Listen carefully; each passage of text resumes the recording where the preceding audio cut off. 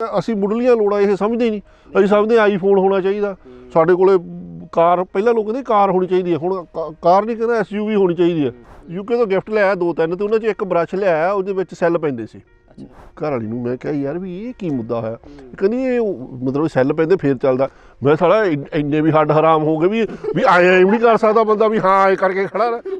ਅੱਛਾ ਉਹ ਕਿੱਡੀ ਵਾਜਬ ਮਸ਼ੀਨਰੀ ਆ ਮੇਰੀ ਨਿਗਾਹ 'ਚ ਤਾਂ ਉਹਨੂੰ ਲੋਕ ਜੋ ਮਰਜ਼ੀ ਕਹੀ ਜਾਣ। ਮੈਂ ਕੈਨੇਡਾ 'ਚ ਗਿਆ, ਉੱਥੇ ਮੈਨੂੰ ਪੰਜਾਬ ਬਾਰੇ ਇਹ ਹੋ ਗਿਆ। ਉਹ ਮੈਂ ਗੱਲ ਸੁਣੋ ਭਰਾਵੋ, ਪੰਜਾਬ ਵਾਲੇ ਅਸੀਂ ਤੁਸੀਂ ਪੰਜਾਬੀ ਹੋ।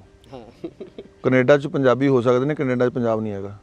ਆਪਾਂ ਪਹਿਲਾਂ ਪੱਛਮ ਨੂੰ ਸ਼ਹਿਰਾਂ ਦੇ ਵਿੱਚ ਲਿਆਂਦਾ, ਫਿਰ ਸ਼ਹਿਰਾਂ ਤੋਂ ਪਿੰਡਾਂ 'ਚ ਲਿਆਂਦਾ। ਬਿਲਕੁਲ ਮੈਂ ਇਹ ਨਹੀਂ ਕਹਿੰਦਾ ਵੀ ਲੋਕਾਂ ਦੇ ਘਰ ਸੋਹਣੇ ਨਹੀਂ ਹੋਣੇ ਚਾਹੀਦੇ, ਵੱਡੇ ਨਹੀਂ ਹੋਣੇ ਚਾਹੀਦੇ। ਲੋਕਾਂ ਦੇ ਜਿਹੜੇ ਕਿਚਨ ਡਰਾਇੰਗ ਰੂਮ ਛੋਟੇ ਹੋ ਜਾਂਦੇ, ਬਾਥਰੂਮ ਵੱਡੇ ਹੋ ਜਾਂਦੇ। ਇੱਕ ਡਾਕਟਰ ਦਾ ਘਰ ਕਹਿੰਦਾ ਮੈਂ ਬਣਾਇਆ ਹੋਇਆ ਵੀ ਉੱਥੇ ਕੰਮ ਕੀਤਾ ਹੋਇਆ ਬਠਿੰਡੇ, ਕਹਿੰਦਾ ਬੜੇ ਸਾਲ ਪਹਿਲਾਂ ਕੀਤਾ ਜੀ। ਉਹਦੇ ਬਾਥਰੂਮ 'ਚ ਕਹਿੰਦਾ ਉੱਥੇ TV ਵੀ ਲੱਗਾ, ਉੱਥੇ ਕਹਿੰਦਾ ਛੋਟਾ ਗੈਸ ਵੀ ਪਿਆ ਹੈ। ਮੈਂ ਕਿਹਾ ਇਹਦਾ ਮਤਲਬ ਉਹ ਤਾਂ ਰੂੜੀ ਤੇ ਰਹਿੰਦਾ ਇਹਦਾ। ਤੇ ਜਿਸ ਹਿਸਾਬ ਦੀ ਜਿਹੜੀ ਅਸੀਂ ਵਾਹਿਯਾਤ ਡਿਵੈਲਪਮੈਂਟ ਕਰ ਰਹੇ ਹਾਂ, ਤਾਂ ਉਹੀ ਗੱਲ ਤੁਹਾਡੇ ਵਾਲੀ ਇਕੱਲਾ ਕਿਤਾਬਾਂ 'ਚ ਫੋਟੋਆਂ 'ਚ ਰਹਿ ਜਾਊਗਾ ਵੀ ਇੱਥੋਂ ਦੀ ਦਰਿਆ ਵਗਦਾ ਸੀ। ਗੁਰੂ ਸਾਹਿਬ ਨੇ ਕਿਹਾ ਸੀ ਪਵਨ ਗੁਰੂ ਪਾਣੀ ਪਿਤਾ ਮਾਤਾ ਧਰਤ ਮਹੱਤ, ਇਹ ਕਹਿਣ 'ਚ ਹੀ ਰਹਿ ਗਿਆ ਮੈਨੂੰ ਲੱਗਦਾ, ਕਿਉਂਕਿ ਗੁਰਦੁਆਰਾ ਸਾਹਿਬ ਜਦੋਂ ਜਾਂਦੇ ਆ ਮੱਥਾ ਟੇਕਦੇ ਆ, ਮੱਥਾ ਟੇਕ ਕੇ ਆਉਣੇ ਆ, ਫਿਰ ਢੋਲੀ ਸਪਰੇਅ ਵਾਲੀ। ਧਰਮ ਨੂੰ ਅਸੀਂ ਇਹ ਸਮਝ ਲਿਆ ਵੀ ਇਹ ਬਾਬਿਆਂ ਦਾ ਕੰਮ ਹੈ, ਕਥਾ ਕਰਨਾ ਕਥਾਵਾਚਕ ਦਾ, ਕੀਰਤਨ ਕਰਨਾ ਕੀਰਤਨ ਵਾਲੇ ਦਾ। ਸਾਡਾ ਕੀ ਲੈਣ ਦਾ, ਅਸੀਂ 10 ਰੁਪਏ ਮੱਥਾ ਟੇਕਦਾ, $10 ਮੱਥਾ ਟੇਕਦਾ, ਬਸ ਅਸੀਂ ਖੜਾ ਛੁਡਾ ਲਿਆ। ਅੱਗੇ ਵੀ ਪਹਿਲਾਂ ਤਾਂ ਪਲਾਸਟਿਕ ਇੰਨਾ ਬਣਾ ਲਿਆ, ਫਿਰ ਕਹਿੰਦੇ ਜੀ ਪਲਾਸਟਿਕ ਅਸੀਂ ਸੜਕਾਂ 'ਤੇ ਵਰਤ ਲਿਆ, ਫਿਰ ਉਸ ਬੰਦੇ ਨੂੰ ਅਵਾਰਡ ਦੇ ਦਿਓ। ਪਹਿਲਾਂ ਇੰਨਾ ਗੰਦ ਹੀ ਨਾ ਪਾਉਂਦੇ ਹਨ। ਕਦੇ ਕਿਸੇ ਨੇ ਸੁਪਨੇ 'ਚ ਸੋਚਿਆ ਹੋਊਗਾ ਵੀ ਵਿਟਾਮਿਨ D ਜਿਹੜਾ ਸਿੱਧਾ ਰੱਬ ਨੇ ਲਾਇਆ ਹੋਇਆ ਸੂਰਜ, ਉਹਦੀਆਂ ਜਵਾਕ ਗੋਲੀਆਂ ਖਾਣਗੇ। ਜਿਹੜੀ ਪਾਰਟੀ ਹੈ ਪੰਜਾਬ ਦੀ ਬਹੁਤ ਵੱਡੀ ਪਾਰਟੀ ਆ, ਉਹ ਇਹ ਕਹਿ ਰਹੀ ਆ ਉਹਦੇ 'ਚ ਮਤਲਬ ਮੈਨੀਫੈਸਟੋ ਦੇ ਵਿੱਚ ਜਾਂ ਲੋਕਾਂ ਨੂੰ ਆਪਦੇ ਵੱਲ ਖਿੱਚਣ 'ਚ, ਕਹਿੰਦੇ ਵੀ ਪੰਜਾਬ ਦੇ ਵਿੱਚ 15 ਲੱਖ ਟਿਊਬਵੈੱਲ ਨੇ ਤੇ 12 ਲੱਖ ਅਸੀਂ ਦਿੱਤੇ ਆ। ਮਤਲਬ ਇਹ ਮਾਣ ਵਾਲੀ ਗੱਲ ਨਹੀਂ ਹੈਗੀ। ਅੱਛਾ ਹੁਣ ਇੱਥੇ ਪਾਣੀ ਪੀਣ ਨੂੰ ਪਾਣੀ ਨਹੀਂ ਰਿਹਾ ਤੇ ਅਸੀਂ ਡੀਂਗਾ ਮਾਰਦੇ ਜੀ ਅਸੀਂ ਫਲਾਣੇ ਗ੍ਰਹਿ ਤੇ ਪਾਣੀ ਲੱਭ ਰਿਹਾ। ਯਾਰ ਹਵਾ ਪਾਣੀ ਤੇ ਭੋਜਨ ਜਿਹੜਾ ਵੀ ਘਰ ਤੇ ਸੂਬਾ ਸਮਝਣ ਲੱਗ ਗਿਆ, ਉਹ ਉੱਥੇ ਹਰਿਆਲੀ ਤੇ ਖੁਸ਼ਹਾਲੀ ਵਧਣੀ ਸ਼ੁਰੂ ਹੋ ਜਾਂਦੀ। ਮੇਰੀਆਂ ਆਉਣ ਵਾਲੀਆਂ ਪੀੜ੍ਹੀਆਂ ਨੂੰ ਇਹ ਤਿੰਨੇ ਸ਼ੁੱਧ ਚੀਜ਼ਾਂ ਦੀ, ਚਾਰਾਂ ਸ਼ੁੱਧ ਚੀਜ਼ਾਂ ਦੀ ਲੋੜ ਆ। ਤੇ ਉਹਦੇ ਲਈ ਖੁੱਲ੍ਹਾ ਸੱਦਾ, ਜੇ ਕੋਈ ਕਹਿੰਦਾ ਵੀ ਮੈਂ ਮੂਹਰੇ ਲੱਗਣਾ ਪ੍ਰਧਾਨ ਬਣਨਾ, ਤੇ ਉਹ ਵੀ ਅਸੀਂ ਬਣਾਵਾਂਗੇ, ਪਰ ਆਪਾਂ ਕਰੀਏ ਕੁਛ।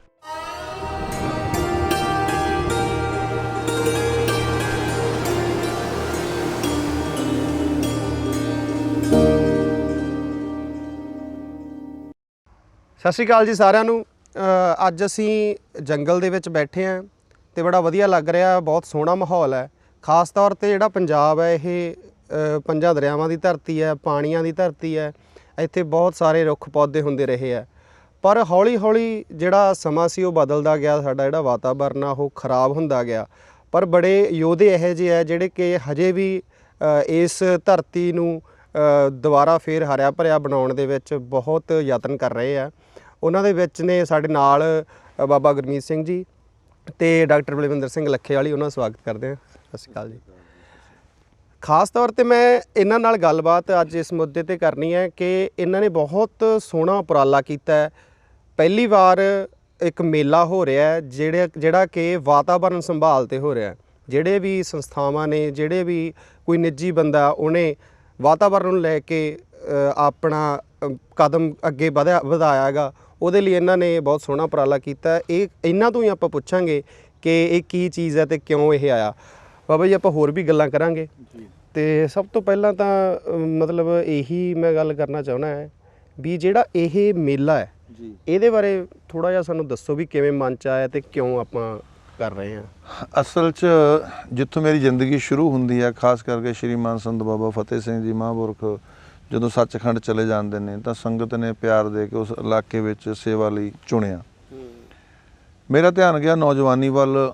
ਡਿਗਰੀਆਂ ਤੋਂ ਬਾਅਦ ਜਿਹਨੂੰ ਵੇਖਣਾ ਵਿਹਲਾ ਵਿਹਲਾ ਵਿਹਲਾ, ਮੈਨੂੰ ਲੱਗਣਾ ਯਾਰ ਆਖਰ ਇਹਨਾਂ 'ਚ ਵਿਹਲਪਣਾ ਕਿਉਂ ਆ ਗਿਆ।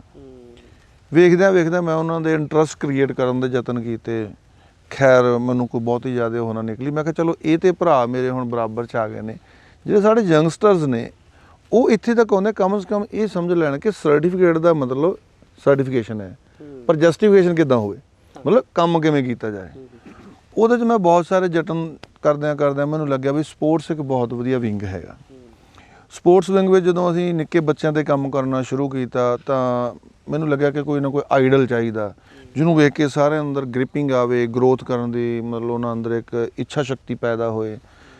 ਤਾਂ ਮੈਂ ਜਿਹੜੇ ਮੇਰੇ ਨਾਲ ਕੰਮ ਕਰਨ ਵਾਲੇ ਸਰਦਾਰ ਪਲਵਿੰਦਰ ਸਿੰਘ ਨੇ, ਮੈਂ ਉਹਨਾਂ ਨਾਲ ਗੱਲ ਕੀਤੀ। ਮੈਨੂੰ ਕਹਿੰਦਾ ਬਾਬਾ ਜੀ ਵੀ ਜਿਹੜਾ ਏਸ਼ੀਆ ਲੈਵਲ 'ਤੇ ਕਿਸੇ ਪਲੇਅਰ ਦਾ ਜਾਣਾ ਇਹ ਤਾਂ ਬਹੁਤ ਉਹ ਹੁੰਦਾ ਹੈਗਾ। ਮੈਂ ਕਿਹਾ ਯਾਰ ਇਹ ਕਿਉਂ ਸੋਚਦਾ ਤੂੰ ਐਂ ਕਿਉਂ ਨਹੀਂ ਸੋਚਦਾ ਹੈਗਾ ਕਿ ਯਾਰ ਹੋ ਸਕਦਾ, ਇਜ਼ ਇਟ ਪੋਸੀਬਲ। ਮੇਰਾ ਇਜ਼ ਇਟ ਪੋਸੀਬਲ ਨਹੀਂ ਹੈਗਾ, ਇਜ਼ ਇਟ ਪੋਸੀਬਲ ਹੈ। ਮਤਲਬ ਅਸੀਂ ਕੁਐਰੀ ਦੇ ਵਿੱਚ ਕੁਐਸਚਨ ਕਿਉਂ ਕਰਦੇ ਹੈਗੇ, ਅਸੀਂ ਉਹਨੂੰ ਆਨਸਰਿੰਗ ਕਿ ਕਿਉਂ ਨਹੀਂ ਲੈ ਕੇ ਆਉਂਦੇ ਹੈਗੇ ਕਿ is it possible, it is possible. ਚਲੋ ਤੇਜਿੰਦਰਪਾਲ ਸਿੰਘ ਸਾਡੇ ਮਤਲਬ ਕਿ ਉਸ ਵੇਲੇ ਇੰਟਰਵਰਸਿਟੀ 'ਚ ਐਂਟਰਡ ਸੀਗਾ ਤਾਂ ਉਹਨੇ ਬਹੁਤ ਵਧੀਆ ਗਰੋਥ ਕੀਤੀ। ਉਹਦੇ ਨਾਲ ਮੀਨਵਾਈਲ ਉਹਦੀ ਡਾਈਟ ਦਾ ਕ੍ਰਾਈਟੀਰੀਆ ਆ ਗਿਆ। ਡਾਈਟ ਦੇ ਕ੍ਰਾਈਟੀਰੀਆ 'ਚ ਆ ਕੇ ਮੈਨੂੰ ਇਹ ਲੱਗਿਆ ਕਿ ਯਾਰ ਵੀ ਜਿਹੜੀ ਇਹਦੀ ਖੁਰਾਕ ਹੈਗੀ ਆ ਆਰਗੈਨਿਕ ਫਾਰਮਿੰਗ ਵੱਲ ਨੂੰ ਆਈ। ਨਾਲ ਮੈਨੂੰ ਇੱਕ ਦਿਨ ਕੁਦਰਤੀ ਕੰਮ ਕਰਦੇ ਹਾਂ ਕਿਉਂਕਿ ਜਦੋਂ ਅਸੀਂ ਗੇਮ ਦੇ ਲਈ ਮਿਹਨਤ ਕਰਦੇ ਹਾਂ ਸਾਡੇ ਆਕਸੀਜਨ ਜਿਹੜੀ ਹੈਗੀ ਆ ਫੇਫੜਿਆਂ ਦੇ ਲੰਗਸ ਵਿੱਚ ਬਹੁਤ ਜ਼ਿਆਦਾ ਪੰਪਿੰਗ ਹੁੰਦੀ ਹੈਗੀ ਆ। ਤਾਂ ਉਹਦੇ 'ਚ ਜਿਹੜੀ ਆਕਸੀਜਨ ਪੋਲਿਊਸ਼ਨ ਜਿਹੜਾ ਹੈਗਾ ਸਾਡਾ ਮਤਲਬ 에ਅਰ ਪੋਲਿਊਸ਼ਨ ਜਿਹੜੀ ਹੈਗੀ ਆ ਵੀ ਜਿਵੇਂ ਧੂਆਂ ਇਹ ਉਹ ਸਾਰਾ ਕੁਝ ਸਾਹਮਣੇ ਆਇਆ। ਤਾਂ ਇਹ ਚੀਜ਼ ਜਦੋਂ ਸਾਹਮਣੇ ਆਈ ਤਾਂ ਉਹਦੇ ਵਿੱਚੋਂ ਫਿਰ ਮਤਲਬ ਕਿ ਪਹਿਲੇ ਹਰਵਿੰਦਰ ਸਿੰਘ ਸੀਗਾ, ਉਹ ਹੁਣ ਕੈਨੇਡਾ ਸੈਟਲਡ ਹੈਗਾ, ਫਿਰ ਸਰਦਾਰ ਬਲਵਿੰਦਰ ਸਿੰਘ ਉਹਨੀ ਆ ਗਏ। ਤਾਂ ਇਹ ਚੀਜ਼ਾਂ ਚੱਲਦੀਆਂ ਜਿਹੜੀਆਂ ਹੈਗੀਆਂ ਨੇ এনवायरमेंट ਵੱਲ ਨੂੰ ਗੱਡੀ ਘੁੰਮ ਗਈ। ਜਦੋਂ এনवायरमेंट ਵੱਲ ਨੂੰ ਘੁੰਮੀ ਕਿਉਂਕਿ ਇਹ ਹੁਣ ਬਹੁਤ ਲੰਬੇ ਸਮੇਂ ਤੋਂ ਇਹਨਾਂ ਨੇ PhD ਵੀ ਕੀਤੀ ਹੈ, ਐਕਸਪਲੋਰੇਸ਼ਨਸ ਹੈਗੀਆਂ ਨੇ। ਇਹ ਫਿਰ ਇਸ ਚੀਜ਼ ਨੂੰ ਟੈਕਨੀਕਲੀ ਜਿਹੜਾ ਹੈਗਾ ਵੀ ਅਸੀਂ ਗਰਾਊਂਡ ਲੈਵਲ 'ਤੇ ਕਿੱਦਾਂ ਕਰ ਸਕਦੇ ਹਾਂ ਕਿ ਹਰ ਬੰਦਾ ਇਹ ਸਮਝੇ ਕਿ ਮੈਂ ਵਾਤਾਵਰਨ ਹਾਂ ਔਰ ਬੰਦੇ ਨੂੰ ਇਹ ਲੱਗੇ ਵਾਤਾਵਰਨ ਤੋਂ ਬਿਨਾਂ ਮੈਂ ਕੁਝ ਵੀ ਨਹੀਂ ਹਾਂ। ਤਾਂ ਹੁਣ ਜੇ ਮੈਂ ਵਾਤਾਵਰਨ ਹੈਗਾ ਤਾਂ ਐਤਕੀ ਜਿਹੜਾ ਹੈਗਾ ਸੈਕੰਡ ਜਿਹੜੀ ਵੇਵ ਹੈਗੀ ਹੈ ਇਹਦੇ ਵੇਲੇ ਸੈਚੂਰੇਟਡ ਆਕਸੀਜਨ ਦਾ ਜਿਹੜਾ ਫੰਡਾ ਉੱਭਰ ਕੇ ਅੱਗੇ ਆਇਆ ਕਿ ਆਕਸੀਜਨ ਦਾ ਲੈਵਲ ਹੇਠਾਂ ਡਿੱਗਦਾ। ਪਹਿਲੇ ਸਾਡੇ ਕਿਸੇ ਨੂੰ ਪਤਾ ਹੀ ਨਹੀਂ ਸੀ ਕਿਵੇਂ ਮਾਪਿਆ ਜਾਂਦਾ, ਕੀ ਹੁੰਦਾ ਨਹੀਂ ਹੁੰਦਾ, ਬਟ ਹੁਣ ਪਤਾ ਲੱਗ ਗਿਆ ਕਿ ਉਹਨੂੰ ਮਾਪਣ ਵਾਲਾ ਮੀਟਰ ਵੀ ਆਕਸੀਮੀਟਰ ਹੁੰਦਾ ਹੈਗਾ, ਉਹਨੂੰ ਆਇਆ ਹੁੰਦਾ ਜੀ ਜਿਉਂ ਹੁੰਦਾ। ਤਾਂ ਇਹ ਜਿਹੜੀ ਚੀਜ਼ ਹੈਗੀ ਆ ਵੀ ਇਹਦਾ ਮਤਲਬ ਸਾਡੇ ਅੰਦਰ ਵਾਤਾਵਰਨ ਹੈਗਾ ਤਾਂ ਇਹਨੂੰ ਬਾਹਰ ਵਾਤਾਵਰਨ ਹੈਗਾ। ਦੋਨਾਂ ਦੀ ਜਿਹੜੀ ਇੱਕ ਦੂਜੇ ਦੇ ਨਾਲ ਸਾਧਨਾ ਹੈਗੀ ਆ ਇਹੀ ਫੀਲਿੰਗ ਹੈਗੀ ਆ। ਤਾਂ ਇਹਨੂੰ ਮੱਦੇ ਨਜ਼ਰ ਰੱਖਦੇ ਆ ਚਲੋ ਅਸੀਂ ਪਲਾਂਟੇਸ਼ਨ ਦਾ ਕੰਮ ਕੀਤਾ, ਫਿਰ ਉਹ ਸਸਟੇਨਡ ਸਿਸਟਮ ਹੋਵੇ ਉਹਦੇ ਲਈ ਅਸੀਂ ਨਰਸਰੀ ਸ਼ੁਰੂ ਕੀਤੀ। ਨਰਸਰੀ ਦੇ ਸਾਰਾ ਕੁਝ ਹੀ ਅਸੀਂ ਜੋੜ ਰਹੇ ਹੈਗੇ ਆ ਮਤਲਬ ਵੀ ਜਿਹੜਾ ਉਹ ਇੱਕ ਬਿਜ਼ਨਸ ਵਾਂਗੂ ਵੀ ਹੋਵੇ ਔਰ ਇੱਕ ਹਰ ਇੱਕ ਜਿਹੜਾ ਕੰਮ ਕਰਨ ਵਾਲਾ ਹੈਗਾ ਉਹਦੀ ਲਾਈਫ ਦੀ ਜਸਟੀਫਿਕੇਸ਼ਨ ਵੀ ਹੋਵੇ ਤੇ ਨਾਲ ਜਿਹੜਾ ਹੈਗਾ ਸਾਡਾ ਚੁਗਿਰਦਾ ਹੈਗਾ ਉਹ ਵੀ ਵਾਤਾਵਰਨਕ ਰੂਪ ਨਾਲ ਉਹ ਹੋਵੇ। ਫਿਰ ਇਹਦੇ ਜਿਵੇਂ ਅਸੀਂ ਅੱਗੇ ਨੂੰ ਵਧਦੇ ਗਏ ਬਹੁਤ ਸਾਰੇ ਦੋਸਤ ਮਿਲਦੇ ਗਏ, ਸੰਸਥਾਵਾਂ ਮਿਲਦੀਆਂ ਗਈਆਂ। ਫਿਰ ਸਰਦਾਰ ਬਲਵਿੰਦਰ ਸਿੰਘ ਉਹਨਾਂ ਦੇ ਮਨ ਦੇ ਵਿੱਚ ਇਹ ਗੱਲ ਆਈ ਤੇ ਇਹਨਾਂ ਦੇ ਨਾਲ ਬ੍ਰਿਜਪਾਲ ਜੀ ਹੈਗੇ ਨੇ, ਉਹਨਾਂ ਦੇ ਮਨ ਵਿੱਚ ਵੀ ਆਪਾਂ ਕਿਉਂ ਨਾ ਕੋਈ ਇੱਕ ਐਸਾ ਪਲੇਟਫਾਰਮ ਕ੍ਰੀਏਟ ਕਰੀਏ ਜਿੱਥੇ ਇਹ ਸਾਰਿਆਂ ਦੀ ਆਪਣੇ ਆਪ 'ਚ ਖੁਸ਼ੀ ਨਾਲ ਇਨਵੋਲਵੇਸ਼ਨ ਵੀ ਹੋਵੇ, ਇਨਪੁਟਸ ਵੀ ਹੋਣ ਔਰ ਆਊਟਪੁੱਟ ਜਿਹੜੀ ਹੈਗੀ ਆ ਉਹ ਪੂਰੀ ਇਸ ਤਰ੍ਹਾਂ ਨਾਲ ਗਲੋਬਲਾਈਜੇਸ਼ਨ ਰੂਪ ਦੇ ਵਿੱਚ ਗਲੋਬਲਾਈਜ਼ ਹੋ ਜੇ ਕਿ ਹਰ ਇੱਕ ਨੂੰ ਲੱਗੇ ਕਿ ਹਾਂ ਯਾਰ ਜੇ ਐਮਾਜ਼ੋਨ ਨਾਮ ਰੱਖ ਕੇ ਵਿੱਚ ਬਿਜ਼ਨਸ ਕੀਤਾ ਜਾ ਰਿਹਾ, ਐਮਾਜ਼ੋਨ ਇੱਕ ਜੰਗਲ ਦਾ ਨਾਮ ਹੈਗਾ ਨਾ, ਤਾਂ ਕਮ ਸੇ ਕਮ ਜੇ ਬਿਜ਼ਨਸ ਕਰਨਾ ਵੀ ਹੈ ਤਾਂ ਇੰਨਾ ਕੁ ਤਾਂ ਰੱਖਿਆ ਜਾਵੇ ਨਾ ਵੀ ਉਹਦੀ ਜਿਹੜੀ ਕੰਕਰੀਟ ਲੈਂਗੁਏਜ ਹੈਗੀ ਹੈ ਜਿਹਨੂੰ ਨੇਚਰ ਕਿਹਾ ਜਾਂਦਾ। ਜੇ ਹੁਣ ਆਪਾਂ ਇੱਥੇ ਆਏ ਹਾਂ ਇੱਥੇ ਲੱਗਦਾ ਕਿ ਆਪਾਂ ਚੰਡੀਗੜ੍ਹ ਦੇ ਉਹਦੇ 'ਚ ਬੈਠੇ ਹਾਂ ਤਾਂ ਵਾਕਿਆ ਲੱਗਦਾ ਕਿ ਜੰਗਲ ਵਾਂਗੂ ਬੈਠੇ ਹਾਂ। ਤਾਂ ਇਸ ਚੀਜ਼ ਦੇ ਮੱਦੇ ਨਜ਼ਰ ਜਿਹੜਾ ਹੈਗਾ ਫਿਰ ਇਹਨਾਂ ਨੇ ਸਰਦਾਰ ਬਲਵਿੰਦਰ ਸਿੰਘ ਉਹਨਾਂ ਨੇ ਤੇ ਨਾਲ ਜਿੰਨੀ ਵੀ ਟੀਮ ਹੈਗੀ ਆ ਚਲੋ ਉਹਦੇ 'ਚ ਇੱਕ ਮੈਂਬਰ ਮੈਂ ਵੀ ਹੈਗਾ ਵਾਂ। ਤਾਂ ਕਿਉਂਕਿ ਮਹਾਂਪੁਰਖਾਂ ਦਾ ਸੰਤ ਬਾਬਾ ਫਤਿਹ ਸਿੰਘ ਜੀ ਮਹਾਂਪੁਰਖ ਪੈਰੀਂ ਬਹੁਤ ਤੁਰਦੇ ਸੀ। ਈਵਨ ਉਹਨਾਂ ਦੀ ਜ਼ਿੰਦਗੀ ਦੀ ਇੱਕ ਖਾਸੀਅਤ ਸੀਗੀ, ਇੱਕ ਵਾਰ ਭਜਨ ਕਰਦੇ ਗੱਲ ਵੀ 10 ਦਿਨ ਉਹਨਾਂ ਦੀ ਜੁੱਤੀ ਨਹੀਂ ਸੀ ਕੱਟਦੀ ਹੁੰਦੀ। ਇਮੈਜਨ ਕਰ ਸਕਦੇ ਹੋ ਕਿੰਨਾ ਤੁਰ ਕੇ ਸਫ਼ਰ ਤੈਅ ਕਰਦੇ ਸੀਗੇ, ਇੰਨੀ ਉਹਨਾਂ ਦੀ ਹਾਰਡ ਵਰਕਿੰਗ ਸੀ।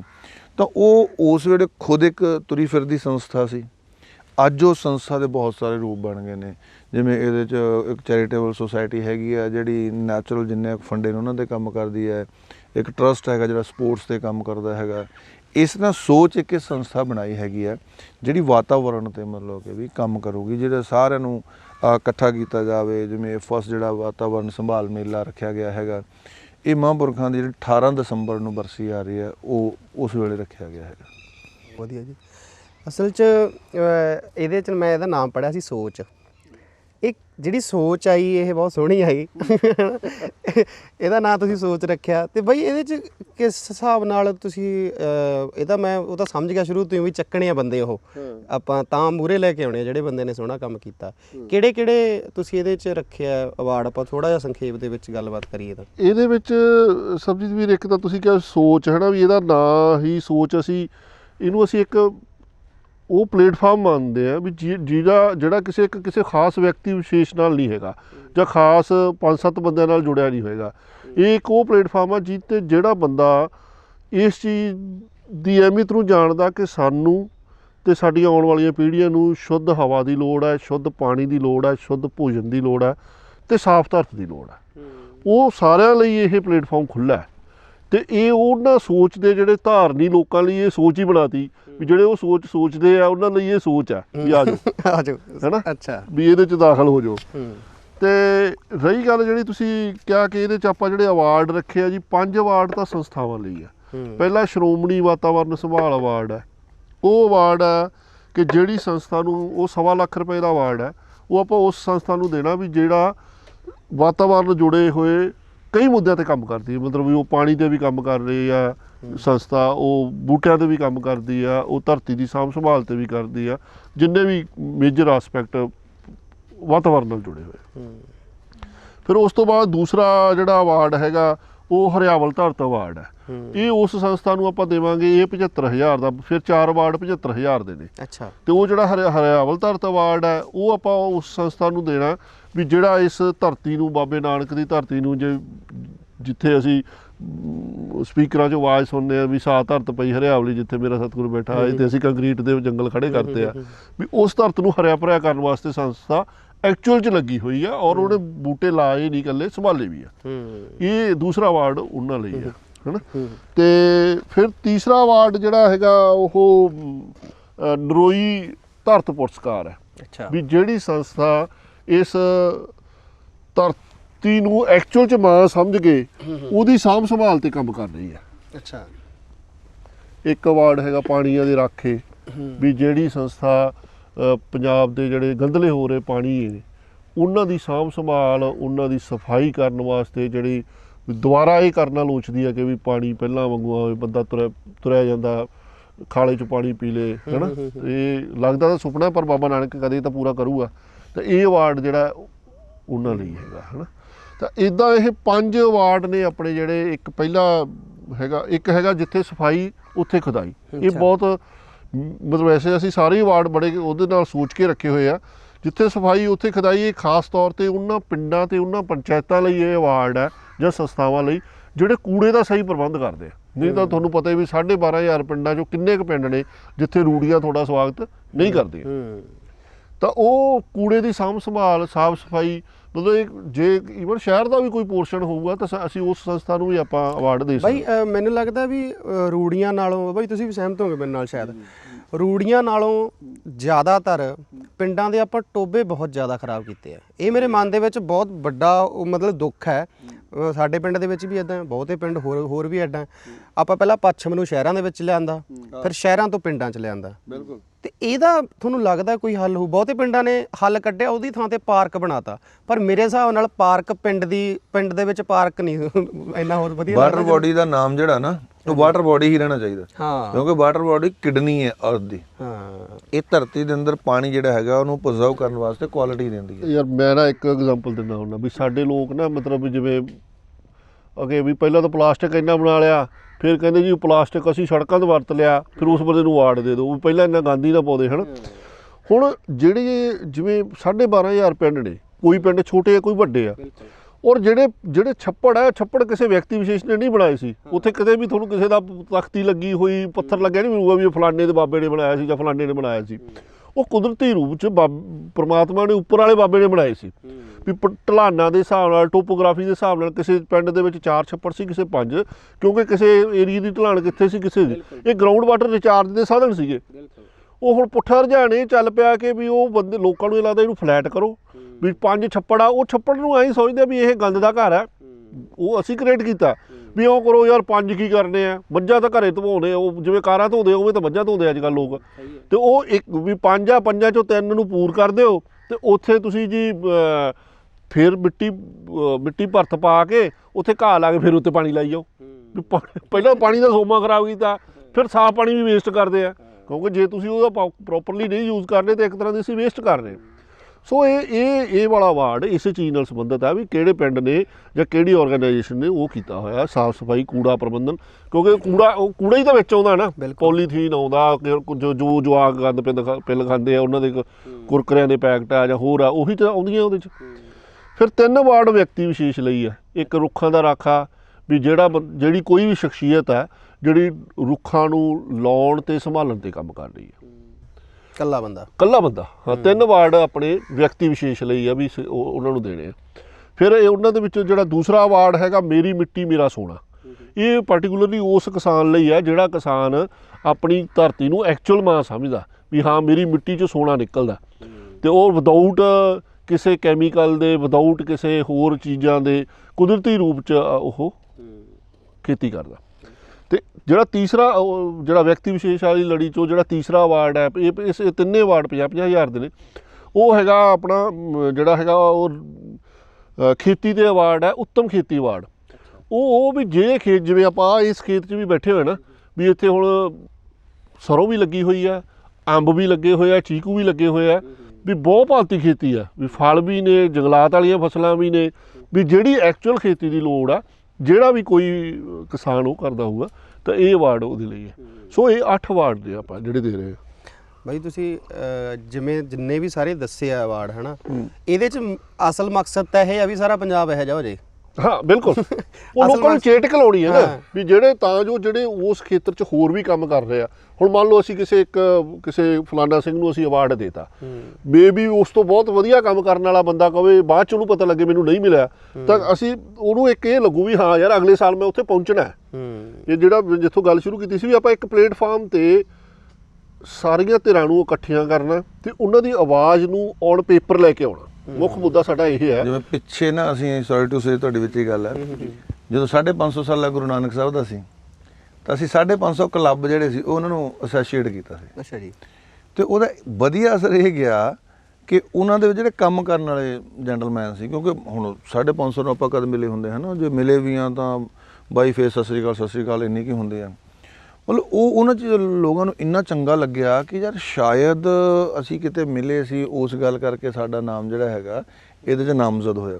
ਵਾਸਤਵ ਵਿੱਚ ਅਸੀਂ ਕੀ ਕੀਤਾ ਸੀ, ਮਤਲਬ ਉਸ ਵੇਲੇ ਵੀ ਜਿੰਨੇ ਸਾਡੇ ਨਾਲ ਕੰਮ ਕਰਨ ਵਾਲੇ ਵੀਰ ਸੀਗੇ ਉਹਨਾਂ ਸਾਰਿਆਂ ਨੂੰ ਵੀ ਭਾਈ ਜਿੱਥੇ ਜਿੱਥੇ ਕਲੱਬ ਕੰਮ ਕਰਦੇ ਆ ਉਹਨਾਂ ਸਾਰਿਆਂ ਨੂੰ ਪਿੰਡ ਪਿੰਡ ਜਾ ਕੇ, ਈਵਨ ਉਹ ਗਰਮੀ ਦੇ ਦਿਨ ਸੀਗੇ ਤੇ ਕਈ ਵਾਰ ਜਦੋਂ ਪਿੰਡ ਜਾਣਾ ਤੇ ਲੋਕੀ ਸਭ ਕਮਰਿਆਂ 'ਚ ਬੜੇ ਹੁੰਦੇ ਨੇ ਤੇ ਉਹ ਬਾਹਰ ਹੀ ਨਹੀਂ ਨਿਕਲਦੇ, ਪਰ ਫਿਰ ਵੀ ਘਰਾਂ ਦੇ ਅੰਦਰ ਜਾ ਕੇ ਵੀ ਬਈ ਤੁਹਾਡੇ ਪਿੰਡ 'ਚ ਕੋਈ ਸੰਸਥਾ, ਸੁਸਾਇਟੀ, ਕਲੱਬ, ਉੱਦਾਂ ਕਰਕੇ 550 ਹੋ ਗਏ ਤੇ। ਔਰ ਉਹਦੇ 'ਚੋਂ ਐਤਕੀ ਜਦੋਂ ਹੁਣ ਅਸੀਂ ਮੋਗੇ ਦੇ 'ਚ, ਕਿਉਂਕਿ ਮੋਗਾ ਜਿਹੜਾ ਹੈਗਾ ਇੰਸਪੀਰੇਸ਼ਨਲ ਡਿਸਟ੍ਰਿਕਟ ਦੇ ਤੌਰ 'ਤੇ ਨੀਤੀ ਆਯੋਗ ਨੇ ਉਹ ਕੀਤਾ ਹੋਇਆ ਹੈਗਾ, ਤਾਂ ਮੋਗੇ ਦੇ 343 ਪਿੰਡ ਨੇ, ਉਹਨਾਂ 'ਚੋਂ 100 ਪਿੰਡਾਂ ਦੇ ਵਿੱਚ ਅਸੀਂ ਐਂਟਰੀ ਕਰਕੇ ਪਲਾਂਟਸ ਲਵਾ ਕੇ ਫਿਰ ਉਹਨਾਂ ਦਾ ਇੱਕ ਸਨਮਾਨ ਸਮਾਰੋਹ ਰੱਖਿਆ ਸੀਗਾ। ਉਹਦੇ ਵਿੱਚ 100 ਦੇ 100 ਨੇ ਪਾਰਟਿਸਿਪੇਟ ਕੀਤਾ, ਬੜਾ ਚੰਗਾ ਉਹਨਾਂ ਨੇ ਸਾਰਿਆਂ ਨੇ ਮਹਿਸੂਸ ਕੀਤਾ। ਤਾਂ ਹੁਣ ਅਗਲੇ ਸਾਲ ਅਸੀਂ ਜਿਹੜੇ ਬਾਕੀ 243 ਰਹਿੰਦੇ ਨੇ ਉਹਨਾਂ 'ਚ ਵੀ ਜਿਹੜਾ ਹੈਗਾ ਹੁਣ ਹੌਲੀ ਹੌਲੀ ਕੰਪੇਨ ਕ੍ਰੀਏਟ ਕਰਾਂਗੇ। ਇਸ ਤਰ੍ਹਾਂ ਮੀਡੀਆ ਰਾਹੀਂ ਵੀ ਜਦੋਂ ਲੋਕਾਂ ਨੂੰ ਪਤਾ ਲੱਗਦਾ ਉਹ ਫਿਰ ਆਪ ਇਨਪੁਟਸ ਦਿੰਦੇ ਹੈਗੇ ਨੇ। ਅਸਲ 'ਚ ਮੈਂ ਇੱਕ ਚੀਜ਼ ਵੇਖੀ ਹੈਗੀ ਹੈ ਵੀ ਜਿਹੜਾ ਸਾਡਾ ਅਵੇਅਰਿੰਗ ਪਾਰਟ ਹੈ ਨਾ, ਉਹਦੇ 'ਚ ਕਈ ਵਾਰ ਜਦੋਂ ਸਾਨੂੰ ਮਤਲਬ ਕਈ ਜਗ੍ਹਾ ਦੇ ਉੱਪਰ ਨਗਲੈਕਸ਼ਨ ਮਿਲਦੀ ਹੈਗੀ ਹੈ ਤਾਂ ਅਸੀਂ ਡਿਮੋਰਲਾਈਜ਼ ਹੋ ਜਾਂਦੇ ਹਾਂ। ਤਾਂ ਮੇਰਾ ਮੰਨਣਾ ਹੈਗਾ ਵੀ ਸੋਚ ਤੁਹਾਡੀ ਇਹੋ ਜਿਹੀ ਹੋਣੀ ਚਾਹੀਦੀ ਹੈ ਕਿ ਤੁਸੀਂ ਜੇ ਕਿਸੇ ਨੂੰ ਮੋਰਲਾਈਜ਼ ਨਹੀਂ ਕਰ ਸਕਦੇ ਤਾਂ ਖੁਦ ਡਿਮੋਰਲਾਈਜ਼ ਨਾ ਹੋਵੋ। ਆਪਣੇ ਆਪ ਨੂੰ ਸਮਝੋ ਕਿ ਤੁਸੀਂ ਇੱਕ ਅਧਿਆਪਕ ਹੋ, ਕਲਾਸ ਵਿੱਚ 45 ਵਿਦਿਆਰਥੀ ਬੈਠੇ ਨੇ, ਇੱਕ ਐਕਸੀਲੈਂਟਡ ਬ੍ਰੇਨ ਤੁਹਾਡੀ ਇੱਜ਼ਤ ਵੀ ਵਧਾ ਰਿਹਾ, ਇੱਕ ਬਿਲਕੁਲ ਅਨਐਕਸੀਲੈਂਟਡ ਬ੍ਰੇਨ ਉਹ ਤੁਹਾਨੂੰ ਇਹ ਵੀ ਦਵਾ ਰਿਹਾ ਕਿ ਤੁਸੀਂ ਅਧੂਰੇ ਹੋ, ਪੂਰੇ ਨਹੀਂ ਹੈਗੇ। ਪੂਰਾ ਸਿਸਟਮ ਹੋ ਸਕਦਾ ਤਾਂ ਤੁਹਾਡਾ ਜਿਹੜਾ ਅਧੂਰਾਪਣ ਹੈ ਕੋਈ ਦੂਜਾ ਪੂਰਾ ਕਰ ਦੇ। ਇਹ ਇੱਕ ਸੋਚ ਜਿਹੜੀ ਹੈਗੀ ਆ ਵੀ ਇਹ ਇੰਟਰਪ੍ਰੇਟ ਹੁੰਦੀ ਰਹੇ। ਹਰ ਇੱਕ ਨੂੰ ਆਪਣੀ ਮਤਲਬ ਉਹਦਾ ਪਤਾ ਹੋਵੇ ਵੀ ਪੈਰ ਦਾ ਆਪਣਾ ਮੁੱਲ ਹੈ, ਦਿਮਾਗ ਦਾ ਆਪਣਾ ਮੁੱਲ ਹੈ, ਦੋਨਾਂ 'ਚ ਬੈਲੈਂਸ ਬਣਿਆ ਰਹੇ। ਇਹ ਚੀਜ਼ ਜਿਹੜੀ ਹੈਗੀ ਆ ਇਹਨੂੰ ਲੈ ਕੇ ਮਤਲਬ ਕਿ ਜਿੰਨਾ ਵੀ ਇਹ ਜਿਹੜਾ ਹੈਗਾ ਦਾਰੋਮਦਾਰ ਖੜਾ ਕਰਨ ਦਾ ਯਤਨ ਕੀਤਾ ਜਾ ਰਿਹਾ। ਮੈਂ ਅਸਲ 'ਚ ਨਾ ਬੜੇ ਮਨ ਦੇ ਵਿੱਚ ਬਈ ਗੱਲਾਂ ਨਹੀਂ ਆਉਂਦੀਆਂ, ਦੁੱਖ ਜਿਹਾ ਹੁੰਦਾ ਰਹਿੰਦਾ, ਪਤਾ ਨਹੀਂ ਕਾਹਤੋਂ ਝੁਰੀ ਜਾਂਦੇ ਰਹਿੰਦੇ ਪੰਜਾਬ ਨੂੰ ਲੈ ਕੇ, ਹੈ ਨਾ। ਅਤੇ ਆਪਾਂ ਕਈ ਜਗ੍ਹਾ 'ਤੇ ਨਾ ਬੋਲ ਨਹੀਂ ਸਕਦੇ। ਬੋਲ ਕਿਉਂ ਨਹੀਂ ਸਕਦੇ? ਕਿਉਂਕਿ ਉਹ ਬਹੁਤ ਆਪਣੇ ਇੰਝ ਲੱਗਦਾ ਹੁੰਦਾ ਵੀ ਯਾਰ ਤੁਸੀਂ ਬਾਹਲੇ ਸਿਆਣੇ ਹੋ, ਹੈ ਨਾ। ਜਾਂ ਜਿਵੇਂ ਹੁਣ ਕਿਸਾਨੀ ਹੈ, ਮੈਂ ਖੁਦ ਕਿਸਾਨ ਹੈ, ਮੇਰਾ ਬਾਪੂ ਖੇਤੀ ਕਰਦਾ ਰਿਹਾ, ਔਰ ਤੁਸੀਂ ਖੇਤੀ ਕਰਦੇ ਹੋ ਨਾ ਉੱਥੇ, ਬਾਈ ਤਾਂ ਮਤਲਬ ਡਾਕਟਰ ਤੱਕ ਬਣ ਗਿਆ ਉਹਦੇ 'ਚ। ਪਰ ਚੱਕਰ ਇਹ ਹੈਗਾ ਵੀ ਫਿਰ ਵੀ ਆਪਾਂ ਨੂੰ ਪਤਾ ਗਲਤ ਕੀ ਹੈ, ਆਪਾਂ ਨੂੰ ਪਤਾ ਹੈ ਜਿਹੜੇ ਨੇ ਅੱਗ ਨਹੀਂ ਲਾਈ ਉਹ ਚੰਗਾ ਹੈ, ਪਰ ਫਿਰ ਵੀ ਆਪਾਂ ਕਿਉਂ ਨਹੀਂ ਬੋਲ ਸਕਦੇ ਖੁੱਲ੍ਹ ਕੇ? ਆਪਾਂ ਕਹਿ ਨਹੀਂ ਸਕਦੇ ਵੀ ਇਹ ਅੱਗ ਨਹੀਂ ਲਾਉਣੀ, ਗਲਤ ਹੈ ਇਹ, ਤੇ ਜੇ ਕੋਈ ਕਹੂਗਾ ਤੇ ਉਹਦੇ ਵਿਰੁੱਧ ਹੋ ਜਾਂਦੇ ਆ ਸਾਰੇ। ਮੈਨੂੰ ਲੱਗਦਾ ਵੀ ਇਹ ਆਪਾਂ ਆਪਦੇ ਬੰਦਿਆਂ ਨੂੰ ਨਹੀਂ ਕਹਿ ਸਕਦੇ ਵੀ ਯਾਰ ਤੁਸੀਂ ਇਹ ਕੀ ਕਰ ਰਹੇ ਹੋ। ਹਾਂ, ਇਹਦੇ ਜਿਹੜਾ ਸੰਜੀਦਗੀ ਨਾਲ ਜੋ ਮੈਂ ਅਨੁਭਵ ਕੀਤਾ ਹੈ, ਕਿਉਂਕਿ ਮੈਨੂੰ ਪਰਾਲੀ ਦੀ ਪੰਡ ਸਿਰ ਤੇ ਚੁੱਕ ਕੇ ਇਹ ਮਾਣ ਹੈ ਕਿ ਅੱਜ ਅਸੀਂ ਪਰਾਲੀ ਤੋਂ CNG ਗੈਸ ਬਣਾਉਣ ਦੇ ਲਈ 5 ਕੁਇੰਟਲ ਤੱਕ ਜਿਹੜੀ ਉਹ ਹੈਗੀ ਆ ਕੰਪੈਕਟ ਕਰਨ ਵਾਲੀ ਮਸ਼ੀਨਾਂ ਸਾਡੇ ਕੋਲ ਹੈਗੀਆਂ ਨੇ। ਮਤਲਬ ਉਹ ਕਿੰਨੀਆਂ ਕੋਸਟਲੀ ਨੇ, ਉਹਦੇ ਕਿੰਨੇ ਡਰਾਬੈਕਸ ਨੇ, ਕਿੰਨਾ ਕੁਛ ਹੈਗਾ। ਮਤਲਬ ਹਰ ਜਗ੍ਹਾ ਤੇ ਜਿਹੜੀ ਖੁਦਗਰਜ਼ੀ ਕਹਿ ਲਓ, ਲਾਲਚ ਲੈ ਲਓ ਜਾਂ ਮਜਬੂਰੀਆਂ ਕਹਿ ਲਓ, ਹੈ ਨਾ। ਉਹਦੇ 'ਚ ਜਿਹੜਾ ਹੁਣ ਕੰਪਨੀ ਹੈਗੀ ਆ, ਇੱਕ ਕਿਸਾਨ ਹੈਗਾ, ਉਹਨਾਂ 'ਚ ਇੱਕ ਕਿਸਮ ਦੀ ਨਾ ਇੱਕ ਮਤਲਬ ਮੈਂ ਦੁਸ਼ਮਣੀ ਸ਼ਬਦ ਤੇ ਨਹੀਂ ਵਰਤੂੰਗਾ, ਕਿਉਂਕਿ ਲੋੜ ਦੇ ਲਈ ਫਿਰ ਸਾਰੇ ਇੱਕ ਦੂਜੇ ਨਾਲ ਜੁੜਦੇ ਵੀ ਹੈਗੇ ਨੇ, ਤਾਂ ਕਿਤੇ ਨਾ ਕਿਤੇ ਇੱਕ ਦੂਰੀਆਂ ਜ਼ਰੂਰ ਬਣ ਰਹੀਆਂ ਨੇ। ਸਮਝਣਾ ਪੈਣਾ ਹੈ ਕਿ ਇੱਕ ਕਿਸਾਨ ਜਿਹੜਾ ਹੈਗਾ ਉਹ ਕੋਆਪਰੇਸ਼ਨਲ ਕਿੱਦਾਂ ਕੰਮ ਕਰ ਸਕਦਾ, ਫਿਰ ਕੰਪਨੀ ਦਾ ਮਤਲਬ ਹੀ ਕੋਆਪਰੇਸ਼ਨ ਵਾਸਤਵ ਵਿੱਚ ਹੁੰਦਾ ਹੈ। ਤਾਂ ਖੁਦ ਇੱਕ ਕੰਪਨੀ ਕਿੱਦਾਂ ਬਣ ਸਕਦਾ? ਕੰਪਨੀ ਬਣ ਕੇ ਲੀਡ ਕਰਨਾ ਤਾਂ ਤੁਹਾਨੂੰ ਇੱਕ ਬੰਦਾ ਡਿਕਟੇਟਰਸ਼ਿਪ ਵਾਂਗੂ ਡੈਮੋਕ੍ਰੇਟਿਕ ਸਿਸਟਮ ਦੇ ਵਿੱਚ ਵੀ ਚਾਹੀਦਾ, ਜਿਹੜਾ ਇਹ ਜ਼ਿੰਮੇਵਾਰੀ ਨੂੰ ਲੈ ਕੇ ਮੈਂ ਕਰਾਂਗਾ। ਜਿਵੇਂ ਖੋਸਾ ਕਲਸਟਰ ਵਿੱਚ ਅਸੀਂ ਜ਼ਿੰਮੇਵਾਰੀ ਨੂੰ ਲਿਆ ਕਿ ਯਾਰ ਅਸੀਂ ਨੂੰ ਕਰਾਂਗੇ, ਜੇ ਧੂੰਆਂ ਸਾਨੂੰ ਖਰਾਬ ਕਰਦਾ ਹੈਗਾ ਤੈਨੂੰ ਹਟਾਵਾਂਗੇ। ਤਾਂ ਸਭ ਤੋਂ ਪਹਿਲੇ ਅਸੀਂ ਸਿਰ ਤੇ ਚੁੱਕਿਆ, ਪਿੰਡ ਦੇ ਕਲੱਬਾਂ ਨੂੰ ਨਾਲ ਲਾਇਆ, ਨੌਜਵਾਨ ਮੁੰਡਿਆਂ ਨੂੰ ਲਾਇਆ, ਸਕੂਲ ਦੇ ਬੱਚਿਆਂ ਨੂੰ ਲਾਉਣ ਲੱਗਾ। ਤੇ ਫਿਰ ਉਹ ਕਹਿੰਦੇ ਜੀ ਵੀ ਮੀਡੀਆ ਵਾਲੇ ਐਂ ਕਰ ਦਿੰਦੇ ਨੇ, ਜਿਉਂ ਕਰ ਦਿੰਦੇ ਨੇ। ਚਲੋ ਮੈਂ ਫਿਰ ਉੱਥੋਂ ਪਿੱਛੇ ਨੂੰ ਮੁੜਿਆ ਹੁੰਦਾ ਸੀ। ਮੇਰਾ ਇੱਕ ਮੰਨਣਾ ਹੈਗਾ, ਅਧੂਰੇਪਣ ਨੂੰ ਕਦੇ ਵੀ ਨਾ ਛੇੜੋ ਜੇ ਤੁਸੀਂ ਇਲਾਜ ਨਹੀਂ ਕਰ ਸਕਦੇ, ਉਹਨੂੰ ਪੂਰਾ ਨਹੀਂ ਕਰ ਸਕਦੇ। ਕਿਸੇ ਨੂੰ ਵੀ ਦੁਖੀ ਕਰਨ ਦਾ ਤੁਹਾਡਾ ਕੋਈ ਹੱਕ ਨਹੀਂ। ਹਾਂ, ਸੁਜੈਸਟ ਕਰਨ ਦੀ ਤੁਹਾਡਾ ਰਾਈਟ ਹੈਗਾ, ਤੁਸੀਂ ਉਹਨੂੰ ਯੂਜ਼ ਕਰੋ। ਕਰਦਿਆਂ ਸਬਸਿਡੀਜ਼ ਆਈਆਂ ਤਾਂ ਅਸੀਂ ਛੋਟੇ ਬੇਲਰ ਲਏ, ਹੈਪੀ ਸੀਡਰ, ਇਹ ਉਹ ਪਤਾ ਨਹੀਂ ਕੀ ਕੁਛ, ਕੋਈ ਨਹੀਂ ਕਿਸੇ ਨੇ ਕਬੂਲਿਆ। ਜ਼ਿਆਦਾਤਰ ਬੇਲਰ ਨੂੰ ਐਕਸੈਪਟ ਕੀਤਾ। ਇਹ ਵੀ ਨਹੀਂ ਹੈਗਾ ਕਿ ਉਹ ਗਲਤ ਸੀਗੇ, ਕਿਉਂਕਿ ਯੂਨੀਵਰਸਿਟੀ ਨੇ ਜੇ ਮਤਲਬ ਉਹਨਾਂ ਨੂੰ ਤਿਆਰ ਕੀਤਾ ਤਾਂ ਕੋਈ ਕਾਰਨ ਸੀ। ਪਰ ਉਹ ਉਨੀਆਂ ਜਿਹੜੀਆਂ ਮਤਲਬ ਲੋਕਾਂ ਨੂੰ ਜਾਗਰੂਕ ਕਰਨ ਵਾਲੀਆਂ ਵਿਧੀਆਂ ਸੀ, ਜਾਂ ਉਸ ਤਰ੍ਹਾਂ ਨਾਲ ਲੋਕਾਂ ਦਾ ਉਹ 15 ਦਿਨ ਦਾ ਜਿਹੜਾ ਇੰਟਰਵਲ ਹੈਗਾ, ਉਹ ਬਹੁਤ ਸਾਰੇ ਫੰਡੇ ਨੇ। ਤਾਂ ਬਹੁਤ ਸਾਰੇ ਕਿਸਾਨਾਂ ਨੇ ਹੈਪੀ ਸੀਡਰ ਅੱਜ ਚੌਥੇ ਸਾਲ ਵੀ ਬੀਜਦੇ ਆ, ਮੇਰੀ ਟੱਚ 'ਚ ਹੈਗੇ ਨੇ। ਤੇ ਬਹੁਤ ਸਾਰੇ ਸੁਪਰ ਸੀਡਰ ਨਾਲ ਕਰਨ ਲੱਗ ਗਏ ਕਿ ਨਹੀਂ ਜੀ ਹੈਪੀ ਸੀਡਰ ਸਹੀ ਨਹੀਂ ਹੈਗਾ। ਤਾਂ ਮੇਰਾ ਇੱਕ ਮੰਨਣਾ ਹੈਗਾ ਕਿ ਅਸੀਂ ਸਭ ਨੂੰ ਆਪਣਾ ਸਮਝੀਏ।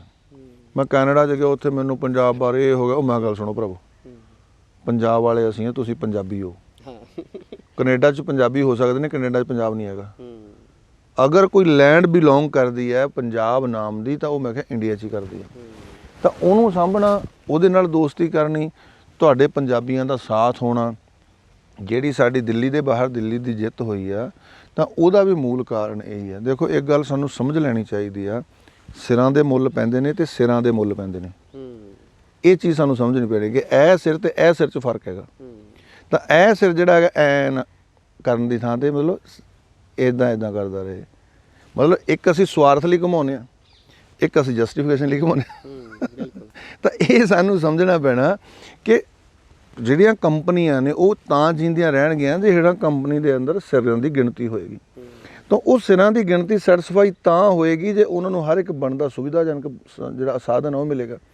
ਤਾਂ ਇਸ ਦੋਨਾਂ ਦੇ ਵਿੱਚ ਜਿਹੜਾ ਦੋਸਤੀ ਦਾ ਫੰਡਾ ਹੈਗਾ, ਅੱਜ ਬਹੁਤਾਤ ਵਿੱਚ ਕੀ ਹੁੰਦਾ ਹੈਗਾ ਕਿ ਧਰਮ ਨੂੰ ਪਖੰਡ ਕਹਿਣਾ ਸ਼ੁਰੂ ਕਰਤਾ, ਕਿਉਂਕਿ ਧਰਮ ਦੇ ਨਾਂ 'ਤੇ ਪਖੰਡ ਹੁੰਦਾ ਵੀ ਆ।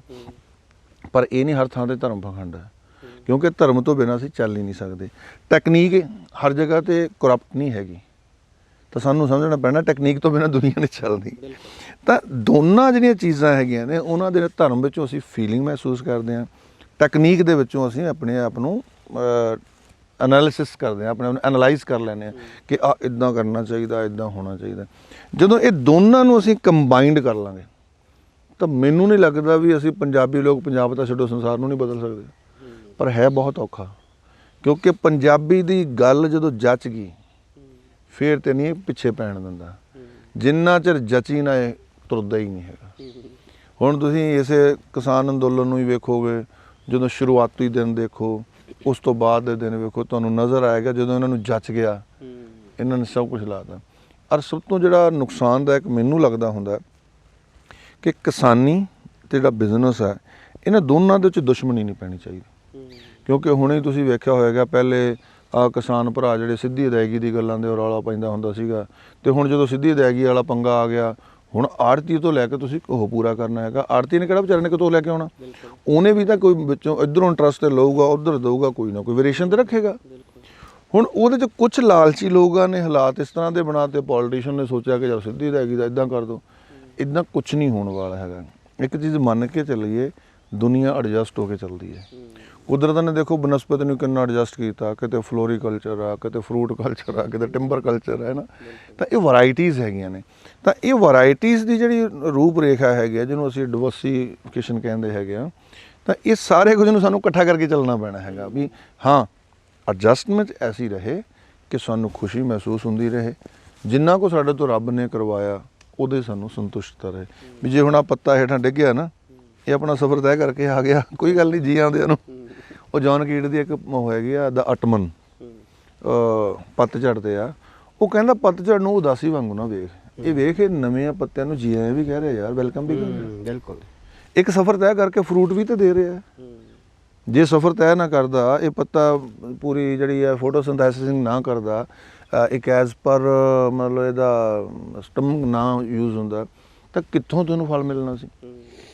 ਤਾਂ ਇਹ ਸਾਡੇ ਜਿਹੜੇ ਦੇਖਣ ਦਾ ਨਜ਼ਰੀਆ ਹੈਗਾ, ਇਹ ਇੰਨਾ ਕੁ ਮੋਰਲਾਈਜ਼ ਹੋਣਾ ਚਾਹੀਦਾ ਵੀ ਗੁਰੂ ਗੋਬਿੰਦ ਸਿੰਘ ਸਾਹਿਬ ਸੱਚਾ ਪਾਤਸ਼ਾਹ 4 ਪੁੱਤਰ ਵਾਰ ਕੇ ਵੀ ਜੈਕਾਰੇ ਗਜਾਉਂਦਾ। ਉਹਨੂੰ ਇਹ ਰਿਅਲਾਈਜ਼ ਹੈ ਕਿ ਸਰੀਰ ਇੱਕ ਸਾਧਨ ਨੇ, ਕਿਸੇ ਕੋਲੋਂ ਮਿਲੇ ਨੇ। ਬਹੁਤ ਵਾਰ ਮੇਰੇ ਨਾਲ ਵੀ ਧਰਮ ਦੀ ਦੁਨੀਆ 'ਚ ਮਤਲਬ ਕਈ ਤਰ੍ਹਾਂ ਦੇ ਸਵਾਲ ਇਹੋ ਜਿਹੇ ਕਰਨਗੇ, ਮੈਂ ਉਹਨਾਂ ਨੂੰ ਕਹਿੰਦਾ, ਮੈਂ ਕਿਹਾ ਯਾਰ ਮੈਂ ਗੁਰੂ ਗੋਬਿੰਦ ਸਿੰਘ ਦੇ ਨਾਲ ਨਹੀਂ ਸੀ ਖੜਾ। ਸਿੱਧੀ ਜੀ ਗੱਲ ਹੈ।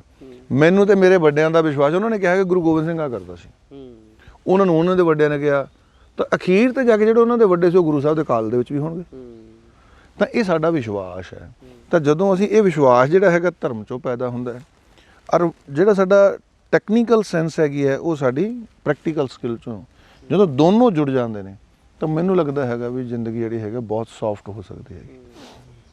ਬਈ ਜਿਵੇਂ ਆਪਾਂ ਬਾਬਾ ਜੀ ਨੇ ਦੱਸਿਆ, ਤੁਸੀਂ ਹੁਣੇ ਵੀ ਮੈਨੂੰ ਦੱਸ ਕੇ ਹਟੇ ਸੀ ਆ ਗੱਲ ਤੋਂ ਪਹਿਲਾਂ ਵੀ ਤੁਸੀਂ ਜ਼ੂਮ ਤੇ ਮੀਟਿੰਗਾਂ ਕਰਦੇ ਰਹਿੰਦੇ ਹੋ, ਕਿਸਾਨਾਂ ਨਾਲ ਮਿਲਦੇ ਰਹਿੰਦੇ ਹੋ। ਇਹ ਇਕੱਲੇ ਕਿਸਾਨਾਂ ਦੀ ਗੱਲ ਮੈਂ ਤਾਂ ਕਰ ਰਿਹਾ ਕਿਉਂਕਿ ਕਿਸਾਨਾਂ ਤੋਂ ਬਹੁਤਾ ਜ਼ਿਆਦਾ ਜਿਹੜਾ ਪ੍ਰਦੂਸ਼ਣ ਆ ਉਹ ਤਾਂ ਸ਼ਹਿਰਾਂ ਦੇ ਵਿੱਚ ਹੁੰਦਾ ਹੈ ਨਾ। ਮੈਂ ਕਿਸਾਨਾਂ ਦੀ ਗੱਲ ਕਿਉਂ ਤਾਂ ਕਰ ਰਿਹਾ ਕਿਉਂਕਿ ਉਹ ਪਤਾ ਨਹੀਂ ਆਪਾਂ ਉੱਥੋਂ ਆ, ਹੈ ਨਾ। ਇਹ ਉਹਨਾਂ ਦਾ ਕੀ ਨਜ਼ਰੀਆ ਦੇਖਦੇ ਹੋ ਤੁਸੀਂ ਸਾਹਮਣੇ ਵੀ ਯਾਰ ਆ ਅਸੀਂ ਖਾਸ ਤੌਰ 'ਤੇ ਤਾਂ ਇਹ ਕਹਿੰਦੇ ਆ ਵੀ ਸਾਡੀ ਖਰਚਾ ਕਿਵੇਂ ਕਰੀਏ, ਜਾਂ ਸਰਕਾਰਾਂ ਕਰਨ, ਜਾਂ ਕਈ ਬੰਦੇ ਇਹ ਵੀ ਕਹਿੰਦੇ ਆ ਜਿਹੜੇ ਕਿ ਅੱਗ ਨਹੀਂ ਲਾਉਂਦੇ, ਕਹਿੰਦੇ ਵੀ ਅਸੀਂ ਹਰਖ ਕੱਢ ਰਹੇ ਹਾਂ ਸਰਕਾਰਾਂ ਤੇ, ਨੁਕਸਾਨ ਕਰ ਰਹੇ ਹਾਂ ਆਪਦਾ। ਪਤਾ ਕੀ ਹੈ, ਮੈਂ ਇੱਕ ਐਗਜ਼ਾਮਪਲ ਦਿੰਦਾ ਹੁੰਦਾ ਵੀ ਕਈ ਤੁਹਾਡੇ ਇੱਕ ਲਾਈਨ ਦੇ ਵਿੱਚ ਕਈ ਸਵਾਲ ਨੇ, ਹੈ ਨਾ, ਅਤੇ ਉਹਨਾਂ ਦੇ ਕਈ ਜਵਾਬ ਬਣਦੇ ਆ। ਤਾਂ ਉਹਦੇ 'ਚ ਸਭ ਤੋਂ ਵੱਡੀ ਗੱਲ ਤਾਂ ਮੈਂ ਇੱਕ ਇਹ ਗੱਲ ਕਹਿਣਾ ਹੁੰਦਾ ਕਿ ਵੀ ਜਦੋਂ ਕਈ ਬੰਦੇ ਇਹ ਕਹਿੰਦੇ ਯਾਰ ਵੀ ਸਾਡਾ 2000 ਰੁਪਇਆ ਖਰਚਾ ਆਉਂਦਾ ਜੇ ਅਸੀਂ ਤੀਲੀ ਨਹੀਂ ਲਾਉਂਦੇ, 10 ਕਿੱਲੇ ਆ ਸਾਡਾ 20,000 ਹੋ ਗਿਆ, ਹੈ ਨਾ। ਜਦੋਂ ਤਾਂ ਤੁਸੀਂ ਸੋਲੀ ਇਸ ਚੀਜ਼ ਨੂੰ ਕੈਲਕੂਲੇਟ ਕਰਦੇ ਹੋ, ਤੁਹਾਨੂੰ ਇੱਕ ਆਰਥਿਕਤਾ ਹੈ। ਪਰ ਜਿਹੜੀ ਸਾਡੀ ਖੇਤੀ ਆ, ਜੋ ਸਾਡਾ ਜੀਵਨ ਜਾਚ ਆ, ਉਹਦੇ ਵਿੱਚ ਅਸੀਂ ਇੱਕ ਮੰਨ ਲਓ ਇੱਕ ਬੰਦੇ ਨੇ 20,000 ਬਚਾ ਲਿਆ, ਪਰ ਜਿਹੜਾ ਸਾਡਾ ਹਰ ਦਿਨ ਜਿਹੜਾ ਡਾਕਟਰਾਂ 'ਤੇ ਡਿਪੈਂਡੈਂਸੀ, ਸਾਡੇ ਜਿਹੜੇ ਉਹਨਾਂ ਚੀਜ਼ਾਂ ਕਾਰਨ ਜਿਹੜੀਆਂ ਸਾਡੇ ਹੁਣ ਆਏ ਤਾਂ ਹੈ ਨਹੀਂ ਆ ਵੀ ਜੇ ਉਹ ਪਰਾਲੀ ਨੂੰ ਅੱਗ ਲੱਗੀ ਆ, ਜਾਂ ਇੰਡਸਟਰੀ ਦਾ ਧੂੰਆਂ ਨਿਕਲਦਾ, ਜਾਂ ਸਾਡੇ ਵਹੀਕਲ ਚੱਲਦੇ ਆ, 3-4 ਚੀਜ਼ਾਂ ਨੇ ਨਾ। ਪਹਿਲੀ ਗੱਲ ਤਾਂ ਯਾਰ ਇਹ 'ਚ ਕਿਸਾਨ ਜਾਂ ਇੰਡਸਟਰੀ ਜਾਂ ਤੁਸੀਂ ਮੈਂ, ਅਸੀਂ ਸਾਰੇ ਹਮਾਮ 'ਚ ਨੰਗੇ ਆ। ਪਹਿਲੀ ਗੱਲ ਤਾਂ ਇਹ ਸਾਨੂੰ ਸਾਰਿਆਂ ਨੂੰ ਸਮਝਣੀ ਪੈਣੀ ਹੈ। ਦੂਸਰੀ ਗੱਲ ਇਹ ਕਿ ਵੀ ਜਦੋਂ ਹੁਣ ਸਾਰੇ ਗੰਦ ਪਾ ਰਹੇ ਆ ਤਾਂ ਉਹਦਾ ਖਮਿਆਜਾ ਅਸੀਂ ਸਾਰੇ ਹੀ ਭੁਗਤ ਰਹੇ ਹਾਂ। ਓਵਰਆਲ ਤਾਂ ਇਸ ਚੱਕਰ 'ਚ ਖਮਿਆਜਾ ਭੁਗਤ ਰਹੇ ਨਾ ਵੀ ਜਿਹੜੀ ਮੇਰੀ ਇਨਕਮ ਹੈ ਸਾਲ ਦੀ 2 ਲੱਖ ਦੀ ਬਜਾਏ 3 ਤੇ ਪਹੁੰਚ ਜੇ। ਪਰ ਜੇ ਅਸੀਂ 3 ਤੇ ਪਹੁੰਚਾ ਕੇ ਉਹ 2 ਲੱਖ 3 ਲੱਖ ਦੇ ਵਿੱਚੋਂ 2.5 ਲੱਖ ਰੁਪਇਆ ਅਸੀਂ ਹਸਪਤਾਲਾਂ ਨੂੰ ਦੇਤਾ, ਤੇ ਫਿਰ ਇਹੋ ਜਿਹੀ ਕਮਾਈ ਨੂੰ ਚੱਟਣਾ। ਤੁਸੀਂ ਇਹ ਦੇਖੋ ਵੀ ਅੱਜ ਇੱਕ ਸਮਾਂ ਹੁੰਦਾ ਸੀ ਵੀ ਲੋਕ ਕਹਿੰਦੇ ਵੀ ਦਵਾਈਆਂ ਓਲਡ ਏਜ ਨਾਲ ਜੁੜੀਆਂ ਹੁੰਦੀਆਂ ਸੀ, ਅੱਜ ਤੋਂ 30-40 ਸਾਲ ਪਹਿਲਾਂ ਵੀ ਉਹ ਯਾਰ ਉਹ ਬਾਪੂ ਦੀ ਦਵਾਈ ਚੱਲਦੀ ਹੈ। ਪਹਿਲਾਂ ਇਹੀ ਹੁੰਦਾ ਸੀ ਨਾ, ਜਾਂ ਬਾਪੂ ਨੂੰ ਦਵਾਈ ਦੇ ਦੇ। ਹੁਣ ਜਵਾਕ ਜੰਮਦਾ ਹੈ ਨਹੀਂ, ਉਦੋਂ ਪਹਿਲਾਂ ਹੀ ਦਵਾਈਆਂ ਸ਼ੁਰੂ ਹੋ ਜਾਂਦੀਆਂ। ਲੁਧਿਆਣੇ ਦੇ ਵਿੱਚ ਜਾਂ ਜਿੰਨੇ ਵੱਡੇ ਸ਼ਹਿਰ ਨੇ ਟੈਸਟ ਟਿਊਬ ਬੇਬੀ ਸੈਂਟਰ ਹੈ, ਅਤੇ ਅਸੀਂ ਮੁੱਛਾਂ ਕਾਹਦੀਆਂ ਖੜੀਆਂ ਕਰਦੇ, ਕਿਹੜੀ ਸਾਡੀ ਮਤਲਬ ਪੰਜਾਬ ਦੇ ਵਿੱਚ 2 ਸੈਂਟਰ ਜ਼ਿਆਦਾ ਵੱਧ ਰਹੇ ਆ, ਇੱਕ ਆਈਲੈਟ ਸੈਂਟਰ ਅਤੇ ਇੱਕ ਟੈਸਟ ਟਿਊਬ ਬੇਬੀ ਸੈਂਟਰ।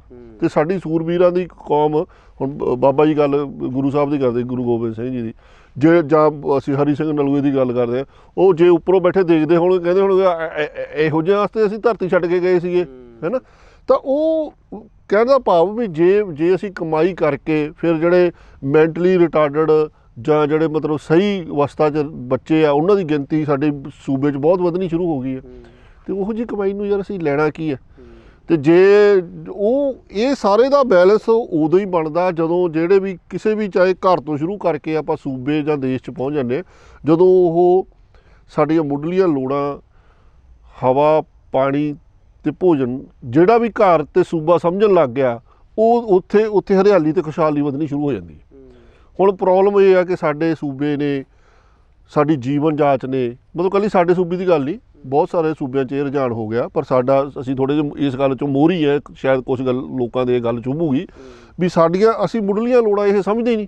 ਅਸੀਂ ਸਮਝਦੇ ਆਈਫੋਨ ਹੋਣਾ ਚਾਹੀਦਾ, ਸਾਡੇ ਕੋਲੇ ਕਾਰ, ਪਹਿਲਾਂ ਲੋਕ ਕਹਿੰਦੇ ਕਾਰ ਹੋਣੀ ਚਾਹੀਦੀ ਹੈ, ਹੁਣ ਕਾਰ ਨਹੀਂ ਕਹਿੰਦਾ SUV ਹੋਣੀ ਚਾਹੀਦੀ ਹੈ, ਵੱਡੀ ਕਾਰ ਹੋਣੀ ਚਾਹੀਦੀ, 4x4 ਚਾਰੇ ਟਾਇਰ ਚੱਲਦੇ। ਹੁਣ ਜਾਣਾ ਪਾਉਂਦੀ ਕਦੇ ਸੋਲਰ ਨਾ ਟੱਪਣਾ ਹੋਵੇ ਵੀ ਕਾਰ ਉਹ ਚਾਹੀਦੀ ਆ ਵੀ ਹਾਂ ਜਿਹੜੀ ਪਤਾ ਨਹੀਂ ਕਿੱਥੇ ਕਿੱਥੇ ਜਾ ਸਕਦੀ ਹੋਵੇ, ਜਾਂ ਕੋਈ ਵੀ ਵਹੀਕਲ ਦੀ ਗੱਲ ਕਰ ਲਈ।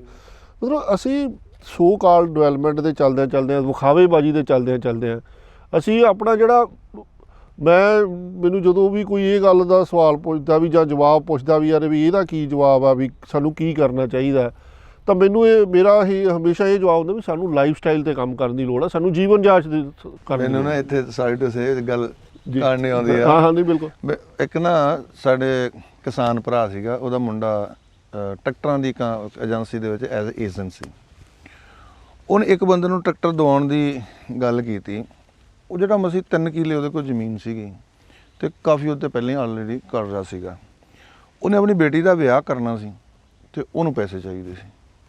ਉਹ ਜਿਹੜਾ ਕਮਿਸ਼ਨ ਏਜੰਟ ਸੀ ਉਹਨੂੰ ਆਪਣਾ ਕਮਿਸ਼ਨ ਚਾਹੀਦਾ ਸੀ। ਉਹ ਕੁਦਰਤੀ ਉਹਦੇ ਇੰਟਰਪ੍ਰੇਸ਼ਨ ਦੇ ਵਿੱਚ ਮੈਂ ਆ ਗਿਆ।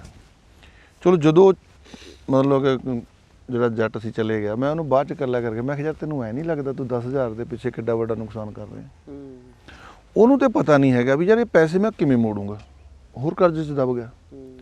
ਤਾਂ ਤੈਨੂੰ ਇਹ ਆ ਕਿ ਯਾਰ ਮੈਨੂੰ 10,000 ਰੁਪਏ ਮਿਲਣਾ। ਤਾਂ ਸਾਨੂੰ ਇਸ ਗੱਲ ਦੇ ਉੱਪਰ ਗੌਰ ਕਰਨੀ ਪੈਣੀ ਹੈ ਕਿ ਜਿਹੜੇ ਅਸੀਂ ਪੜ੍ਹਨ ਵਾਲੇ ਪੜ੍ਹੇ ਲਿਖੇ ਲੋਕ ਹਾਂ, ਅਸੀਂ ਪੰਜਾਬ ਨੂੰ ਲੀਡ ਕਰਨਾ ਹੈਗਾ, ਕਿਸੇ ਵੀ ਜਗ੍ਹਾ 'ਤੇ ਹੈਗਾ ਉਸ ਤਰ੍ਹਾਂ ਨਾਲ ਕਮ ਅਜ਼ ਕਮ ਜਿਹੜੀ ਨੋਰਮ ਐਂਡ ਕੰਡੀਸ਼ਨਸ ਹੈਗੀਆਂ ਨੇ ਉਹਨਾਂ ਨੂੰ ਐਜ਼ ਪੋਸੀਬਲ ਐਜ਼ ਜਿੱਥੇ ਉਹ ਜਸਟੀਫਾਈ ਹੁੰਦੀਆਂ ਨੇ, ਅਗਰ ਉੱਥੇ ਹੀ ਰੱਖਾਂਗੇ, ਫੋਕਸ ਕਰਾਂਗੇ, ਹੋਏਗਾ ਕਿ ਉਹਦੇ ਵਿੱਚ ਇੱਕ ਤਾਂ ਉਹ ਕਿਸ਼ਤਾਂ ਸਹੀ ਮੋੜ ਲੇਗਾ, ਉਹ ਕੰਮ ਵੀ ਸਹੀ ਕਰ ਲੇਗਾ। ਨਹੀਂ ਕੀ ਹੋਏਗਾ, ਉਹਨੇ ਮੋੜ ਨਹੀਂ ਪਾਉਣੀ ਹੈ, ਕਹਿੰਦਾ ਕੋਈ ਗੱਲ ਨਹੀਂ ਫਾਈਨਾਂਸ ਵਾਲੇ ਲੈ ਜਾਣਗੇ ਫੜ ਕੇ। ਫਾਈਨਾਂਸ ਵਾਲਾ ਲੈ ਗਿਆ, ਉਸ ਤੋਂ ਗਾਂ ਕਹਿੰਦਾ ਕੋਈ ਗੱਲ ਨਹੀਂ ਇੰਨੇ ਲਾ ਘਾਟੇ ਨਾਲ ਇੱਦਾਂ ਲੈ ਲਾਂਗੇ। ਉਹ ਘਾਟਾ ਹੀ ਪੈ ਗਿਆ। ਤਾਂ ਮੈਨੂੰ ਇਹ ਲੱਗਦਾ ਹੁੰਦਾ ਕਈ ਵਾਰ ਨਾ ਜਦੋਂ ਅਸੀਂ ਕੰਮ ਕਰਦੇ ਹੈਗੇ ਆ, ਅਸੀਂ ਹਰ ਜਗ੍ਹਾ 'ਤੇ ਆਪਣਾ ਜਿਹੜਾ ਸਵਾਰਥ ਹੈ ਨਾ ਉਹਦੇ ਨਾਲ ਉਲਝ ਕੇ ਉਲਝਾ ਕੇ ਬਾਬਾ ਜੀ ਇਹਦੇ 'ਚ ਨਾ ਮੈਂ ਇੱਕ ਗੱਲ ਹੋਰ ਨੋਟ ਕਰਦਾ ਵੀ ਜਿਹੜੀ ਚੀਜ਼ ਅਸੀਂ ਕਹਿੰਦੇ ਆ ਵੀ ਤਰੱਕੀ ਹੋਣੀ ਚਾਹੀਦੀ ਜਾਂ ਕੀ ਆ, ਕਈ ਚੀਜ਼ਾਂ ਦੀ ਜਿਹੜੀ ਅਸੀਂ ਮਸ਼ੀਨੀਕਰਨ ਨੂੰ ਹੀ ਵਧਾ ਲਿਆ, ਮਤਲਬ ਜਿਹਦੀ ਸਾਨੂੰ ਲੋੜ ਹੀ ਨਹੀਂ ਸੀ। ਮਤਲਬ ਹੁਣ ਯਾਰ ਪਿਛਲੇ 3-4 ਸਾਲਾਂ 'ਚ ਰੈਜ਼ੀਡਿਊ ਨੂੰ ਮੈਨੇਜ ਕਰਨ ਵਾਸਤੇ ਤੁਸੀਂ ਮਤਲਬ ਇੰਨੀ ਜ਼ਿਆਦਾ ਬੇਹਤਾਸ਼ਾ ਮਸ਼ੀਨਰੀ ਆ ਰਹੀ ਹੈ, ਔਰ ਜਿਹੜੀ ਬਹੁਤ ਕਈ ਮਸ਼ੀਨਰੀਆਂ ਜਿਹੜੀਆਂ ਹੈਗੀਆਂ ਉਹ ਕਿਤੇ ਨਾ ਕਿਤੇ ਡੰਪ ਹੋ ਰਹੀਆਂ ਨੇ, ਯੂਜ਼ ਨਹੀਂ ਹੋ ਰਹੀ। ਤੁਸੀਂ ਇਹ ਦੇਖੋ ਪੁਰਾਣੇ ਟਰੈਕਟਰ ਜਿਹੜੇ ਸੀ ਉਹ ਵਧੀਆ ਵਾਹੀ ਕਰਦੇ ਸੀ, ਪਰ ਜਦੋਂ ਹੈਪੀ ਸੀਡਰ ਆ ਗਿਆ ਉਹਨੂੰ ਖਿੱਚਦੇ ਨਹੀਂ, ਉਹ ਫਿਰ ਵੱਡਾ ਟਰੈਕਟਰ ਲੈ ਗਿਆ। ਉਹ ਇੱਕ ਤਾਂ ਇਹ ਵਾਲੀ ਮਸ਼ੀਨਰੀ ਹੋ ਗਈ। ਇੱਕ ਜਿਹੜੀ ਸਾਡੀ ਲਾਈਫ ਸਟਾਈਲ ਨਾਲ ਰਿਲੇਟਡ ਮਸ਼ੀਨਰੀ ਆ, ਮੈਂ ਹਮੇਸ਼ਾ ਕਹਿਣਾ ਵੀ ਯਾਰ ਤੁਸੀਂ ਜਿੱਥੇ ਮਰਜ਼ੀ ਬੈਠੇ ਆ ਨਾ, ਹੁਣ ਇੱਥੇ ਬੈਠੇ ਆ ਵੀ ਆਪਾਂ ਇੱਥੋਂ ਉੱਠ ਕੇ ਤੁਰੀਏ ਤਾਂ ਮੈਨੂੰ ਲੱਗਦਾ ਵੀ 100 ਕਦਮ ਦੇ ਵਿੱਚ ਸਾਨੂੰ ਇੱਕ ਦਰਖਤ ਮਿਲ ਜਾਣਾ ਜਿਹਦੀ ਅਸੀਂ ਦਾਤਣ ਕਰ ਸਕਦੇ ਹਾਂ। ਠੀਕ ਆ। ਉਹ ਮੈਨੂੰ ਕਿਸੇ ਨੇ 3-4 ਸਾਲ ਪਹਿਲਾਂ ਬੰਦਾ ਗਿਆ, ਉਹ ਯੂਕੇ ਗਿਆ, ਯੂਕੇ ਤੋਂ ਗਿਫਟ ਲਿਆਇਆ 2-3 ਤੇ ਉਹਨਾਂ 'ਚ ਇੱਕ ਬਰੱਸ਼ ਲਿਆਇਆ, ਉਹਦੇ ਵਿੱਚ ਸੈੱਲ ਪੈਂਦੇ ਸੀ, ਹੈ ਨਾ। ਹੁਣ ਤਾਂ ਉਹ ਕਾਮਨ ਹੋ ਗਿਆ। ਅੱਛਾ, ਮੈਂ ਲੈ ਕੇ ਤੇ ਮੈਂ ਘਰੇ ਆ ਗਿਆ, ਹੈ ਨਾ, ਤੇ ਮੈਂ ਵੇਖੀ ਜਾਵਾਂ, ਮੈਂ ਘਰ ਵਾਲੀ ਨੂੰ ਮੈਂ ਕਿਹਾ ਯਾਰ ਵੀ ਇਹ ਕੀ ਮੁੱਦਾ ਹੋਇਆ। ਕਹਿੰਦੀ ਇਹ ਮਤਲਬ ਸੈੱਲ ਪੈਂਦੇ ਫੇਰ ਚੱਲਦਾ। ਮੈਂ ਸਾਲਾ ਇੰਨੇ ਵੀ ਹੱਡ ਹਰਾਮ ਹੋ ਗਏ ਵੀ ਆਏ ਨਹੀਂ ਕਰ ਸਕਦਾ ਬੰਦਾ ਵੀ ਹਾਂ ਇਹ ਕਰਕੇ ਖੜਾ ਨਾ। ਅੱਛਾ, ਉਹ ਕਿੱਡੀ ਵਾਜਬ ਮਸ਼ੀਨਰੀ ਆ ਮੇਰੀ ਨਿਗਾਹ 'ਚ ਤਾਂ ਉਹਨੂੰ ਲੋਕ ਜੋ ਮਰਜ਼ੀ ਕਹੀ ਜਾਣ ਵੀ ਜਦੋਂ ਦਾਤਣ ਤੋੜਨੀ ਹੈ, ਤੁਸੀਂ ਖਾਣੀ ਹੈ, ਕੋਈ ਉਹਦੇ ਨਾਲ ਕੋਈ ਕੁਛ ਨਹੀਂ ਹੈਗਾ। ਤੁਹਾਡਾ ਇਕੱਲਾ ਦੰਦ ਨਹੀਂ ਸਾਫ਼ ਹੋਣੇ, ਤੁਹਾਡਾ ਡਾਈਜੈਸਟਿਵ ਸਿਸਟਮ ਸਾਫ਼ ਹੋਣਾ, ਜਿੱਥੇ ਮਰਜ਼ੀ ਸਿੱਟ ਦਿਓ ਉਹਨੇ ਜ਼ਮੀਨ 'ਚ ਰਲ ਜਾਣਾ, ਗੱਲ ਖਤਮ ਹੋ ਗਈ। ਉਦੋਂ ਬਾਅਦ ਘਰੇ ਚੰਗੇ ਭਲੇ ਰੋਟੀ ਖਾਂਦੇ ਸੀ ਲੋਕ, ਅਚਾਰ ਖਾ ਲਿਆ, ਕੁਛ ਖਾ ਲਿਆ, ਜੈਮ ਆ ਗਿਆ। ਜੈਮ ਕਿੰਨਾ ਫਰੂਟ ਪਹਿਲਾਂ ਅਸੀਂ ਇਕੱਠਾ ਕਰਦੇ ਆ, ਫਿਰ ਉਹਨੂੰ ਪ੍ਰੋਸੈਸਿੰਗ ਕਰਦੇ ਆ, ਫਿਰ ਕਰਾ ਕੇ ਫਿਰ ਉਹਨੂੰ ਬ੍ਰੈਡ ਤੇ ਲੈ ਕੇ ਜਾਓ ਖਾਣੇ। ਹੈ ਤਾਂ ਉਹੀ ਚੀਜ਼ ਆ, ਆਨੀ ਹੈ ਨਾ। ਤੇ ਉਹ ਮਤਲਬ ਜਿਹੜੀ ਅਸੀਂ ਹਰ ਚੀਜ਼ 'ਚ ਮਤਲਬ ਮਾਡਰਨਾਈਜੇਸ਼ਨ, ਸਟੇਟਸ ਸਿੰਬਲ। ਤੁਸੀਂ ਇਹ ਦੇਖੋ ਵੀ ਯਾਰ ਪਹਿਲਾਂ ਘਰਾਂ ਦੇ ਵਿੱਚ ਸਨੈਕਸ ਕਿੱਥੇ ਹੁੰਦੇ? ਸਨੈਕਸ ਸ਼ਬਦ ਕਦੇ ਕਿਸੇ ਨੇ ਸੁਣਿਆ ਸੀ?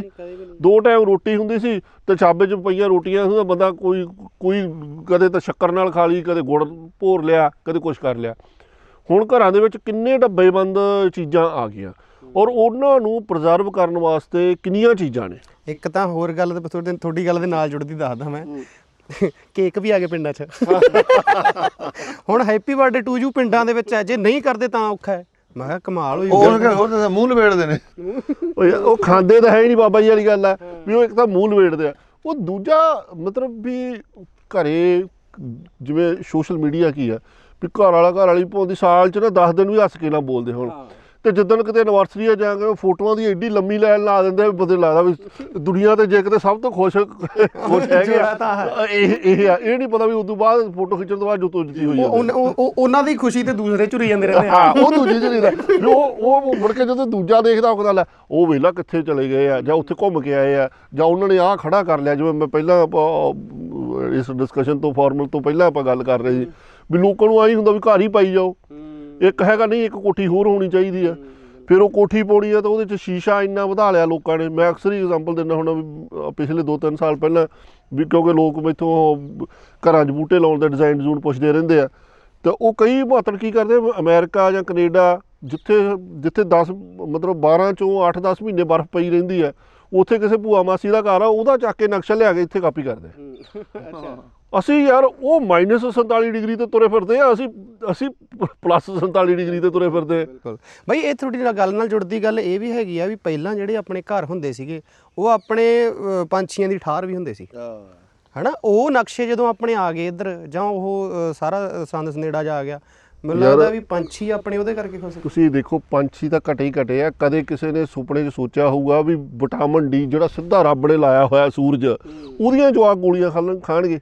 ਕਿਉਂ? ਉਹ ਤਾਂ ਬਿਲਕੁਲ। ਤੁਸੀਂ ਦੱਸੋ ਵੀ ਜਿਹੜੀ ਚੀਜ਼ ਪ੍ਰਮਾਤਮਾ ਨੇ ਸੂਰਜ ਰੋਜ਼ ਚੜ੍ਹਦਾ ਸੀ, ਰੋਜ਼ ਛਿਪਦਾ, ਉਹ ਕੁਦਰਤੀ ਰੂਪ 'ਚ ਮਿਲਦਾ ਸੀ। ਤੇ ਹੁਣ ਤੁਸੀਂ ਜਾ ਕੇ ਦੇਖੋ ਸੀ ਵਿਟਾਮਿਨ ਡੀ ਦੀਆਂ ਗੋਲੀਆਂ ਕਿੰਨੇ ਘਰਾਂ 'ਚ, ਹਰ ਘਰਾਂ 'ਚ। ਬਿਲਕੁਲ। ਜਦੋਂ ਤੁਸੀਂ ਐਕਚੁਅਲੀ ਕੀ ਆ ਕਿ ਹੁਣ ਜਿਹੜਾ ਸਾਡੇ ਸਰੀਰ 'ਚ ਮਸਾਮ ਨੇ ਸਾਰੇ 'ਚ, ਹੈ ਨਾ, ਪਸੀਨਾ ਕਦੇ ਕਿਸੇ ਸਮੇਂ ਤਾਂ ਪਸੀਨਾ ਜਿਹੜਾ ਹੈਗਾ ਉਹ ਮਤਲਬ ਮਿਹਨਤ ਦੀ ਨਿਸ਼ਾਨੀ ਸੀ। ਹੁਣ ਲੋਕ ਇੱਦਾਂ ਦੇ ਪਾਊਡਰ ਤੇ ਇੱਦਾਂ ਦੀਆਂ ਉਹ ਸ਼ੂਫਾਂ ਲੈ ਕੇ ਆਉਂਦੇ ਆ ਕਿ ਪਸੀਨਾ ਨਾ ਆ ਜੇ। ਅੱਛਾ, ਉਹ ਜਿਵੇਂ ਅਸੀਂ ਐਕਚੁਅਲੀ ਉਲਟ ਚੱਲ ਰਹੇ ਆ, ਹਰ ਚੀਜ਼ ਦੇ ਲਈ ਉਲਟ ਚੱਲ ਰਹੇ ਆ ਵੀ ਆਹ ਨਾ ਹੋਵੇ। ਉਸ ਚੱਕਰ 'ਚ ਫਿਰ ਜਿਹੜੇ ਲੋਕਾਂ ਦੀਆਂ ਦਵਾਈਆਂ ਜਾਂ ਹਸਪੀਟਲ 'ਚ ਕਦੇ ਜਿਹੜੇ 70 ਸਾਲ ਤੋਂ ਬਾਅਦ ਜਾਂਦੇ ਸੀ, ਪਰ 60 ਤੇ ਆ ਗਏ, ਤੇ ਹੁਣ ਜੰਮਣ ਤੋਂ ਹੀ ਆ ਗਿਆ ਕੰਮ। ਤੇ ਉਹ ਐਕਚੁਅਲੀ ਅਸੀਂ ਭੰਬਲ ਭੂਸੇ ਜਿਹੇ ਤੁਰੇ ਫਿਰਦੇ ਯਾਰ ਵੀ ਕੀ। ਮੈਨੂੰ ਐਂ ਲੱਗਦਾ ਵੀ ਆਪਾਂ ਨਿੱਜੀ ਨਹੀਂ ਹੋ ਗਏ ਬਾਲੇ। ਪਹਿਲਾਂ ਸਾਂਝ 'ਚ ਕੰਮ ਹੁੰਦਾ ਸੀ, ਹੁਣ ਜਦੋਂ ਮੇਰਾ ਹੋਵੇ ਮੈਂ ਹੀ ਬਸ ਹੋਵਾਂ।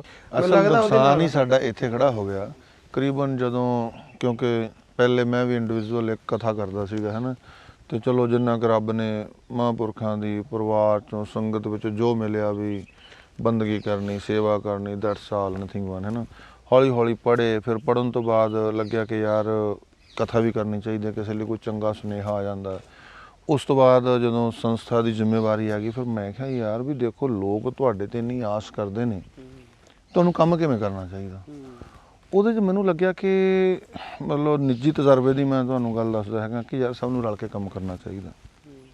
ਹੈਰਾਨ ਹੋਵੋਗੇ, ਪਹਿਲੇ ਮੈਂ ਐਜ਼ ਏ NGO ਮਤਲਬ ਕਲੱਬਾਂ 'ਚ ਕੰਮ ਕਰਨਾ ਸ਼ੁਰੂ ਕੀਤਾ। ਜੇ ਤੇ ਕੋਲ ਖੜੇ ਹੋ ਤਾਂ ਉਹ ਕੰਮ ਬਾਖੂਬ ਹੋ ਰਿਹਾ, ਪਾਸੇ ਹੋ ਕੇ ਮੜ ਜਾ ਮੈਂ ਵੇਖਣਾ ਤੇ ਸਭ ਉਹੀ ਕੁਛ ਹੋ ਜਾਣਾ, ਇੱਕ ਦੂਜੇ ਨੂੰ ਬੁਰਾ ਬੋਲਣਾ, ਹੋਰ ਸਾਰਾ ਕੋਈ ਕਈ ਕੋਲ ਲਟਰ ਪਟਰ ਹੋ ਜਾਣਾ, ਫਿਰ ਸਭ ਨੇ ਖਿੱਲਰ ਜਾਣਾ, ਫਿਰ ਇਕੱਠੇ ਕਰਨੇ।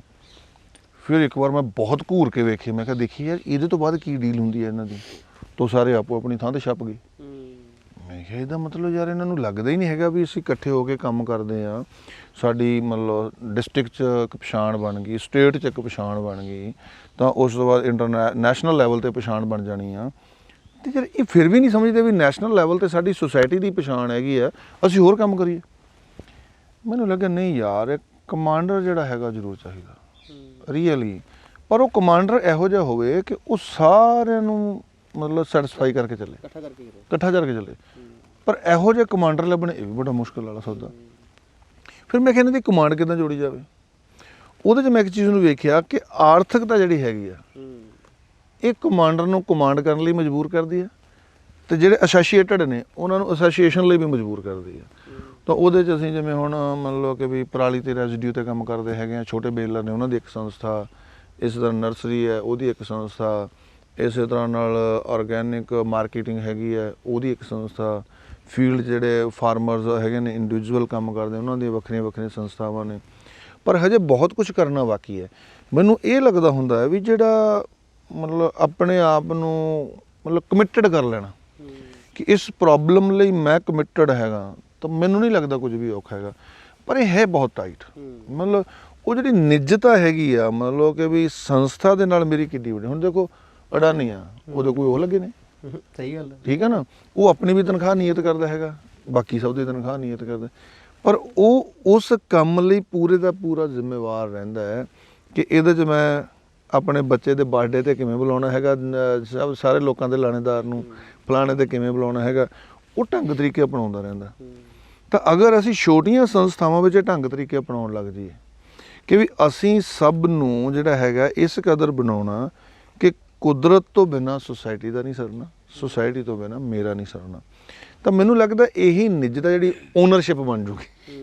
ਤਾਂ ਜਿਹੜੀ ਓਨਰਸ਼ਿਪ ਹੈਗੀ ਆ, ਅਗਰ ਸਾਰੇ ਹੀ ਆਪਣੀ ਆਪਣੀ ਸਮਝ ਕੇ ਇਨਵੋਲਵੇਸ਼ਨ ਕਰਨੀ ਸ਼ੁਰੂ ਕਰ ਦੇਣ, ਜਿਵੇਂ ਹੁਣ ਅਸੀਂ ਪੰਜਾਬੀ ਲੋਕ ਹੈ ਨਾ, ਸਾਡਾ ਦਾੜਾ ਪ੍ਰਕਾਸ਼ ਹੈ, ਸਿਰ 'ਤੇ ਗੋਲ ਦਸਤਾਰ ਆ, ਵੇਖਦੇ ਹਾਂ ਅਗਲਾ ਸਾਨੂੰ ਪੰਜਾਬੀ ਇਮੈਜਨ ਕਰਦਾ ਹੈਗਾ, ਤਾਂ ਵੀ ਅਸੀਂ ਪੰਜਾਬੀਆਂ ਦਾ ਕਮ ਸੇ ਕਮ ਸਾਡੇ ਸਿਰ 'ਤੇ ਦਾੜਾ ਹੋਵੇ, ਚਲੋ ਨਹੀਂ ਤੇ ਟ੍ਰਿਮ ਕੀਤਾ ਹੋਇਆ ਹੋਵੇ, ਸਿਰ 'ਤੇ ਦਸਤਾਰ, ਕੁਛ ਨਾ ਕੁਛ ਦਾ ਐਸਾ ਹੋਵੇ ਜਿਹੜਾ ਸਾਡਾ ਪੰਜਾਬੀ ਹੋਣ 'ਤੇ ਦਿਸਦਾ ਹੋਵੇ।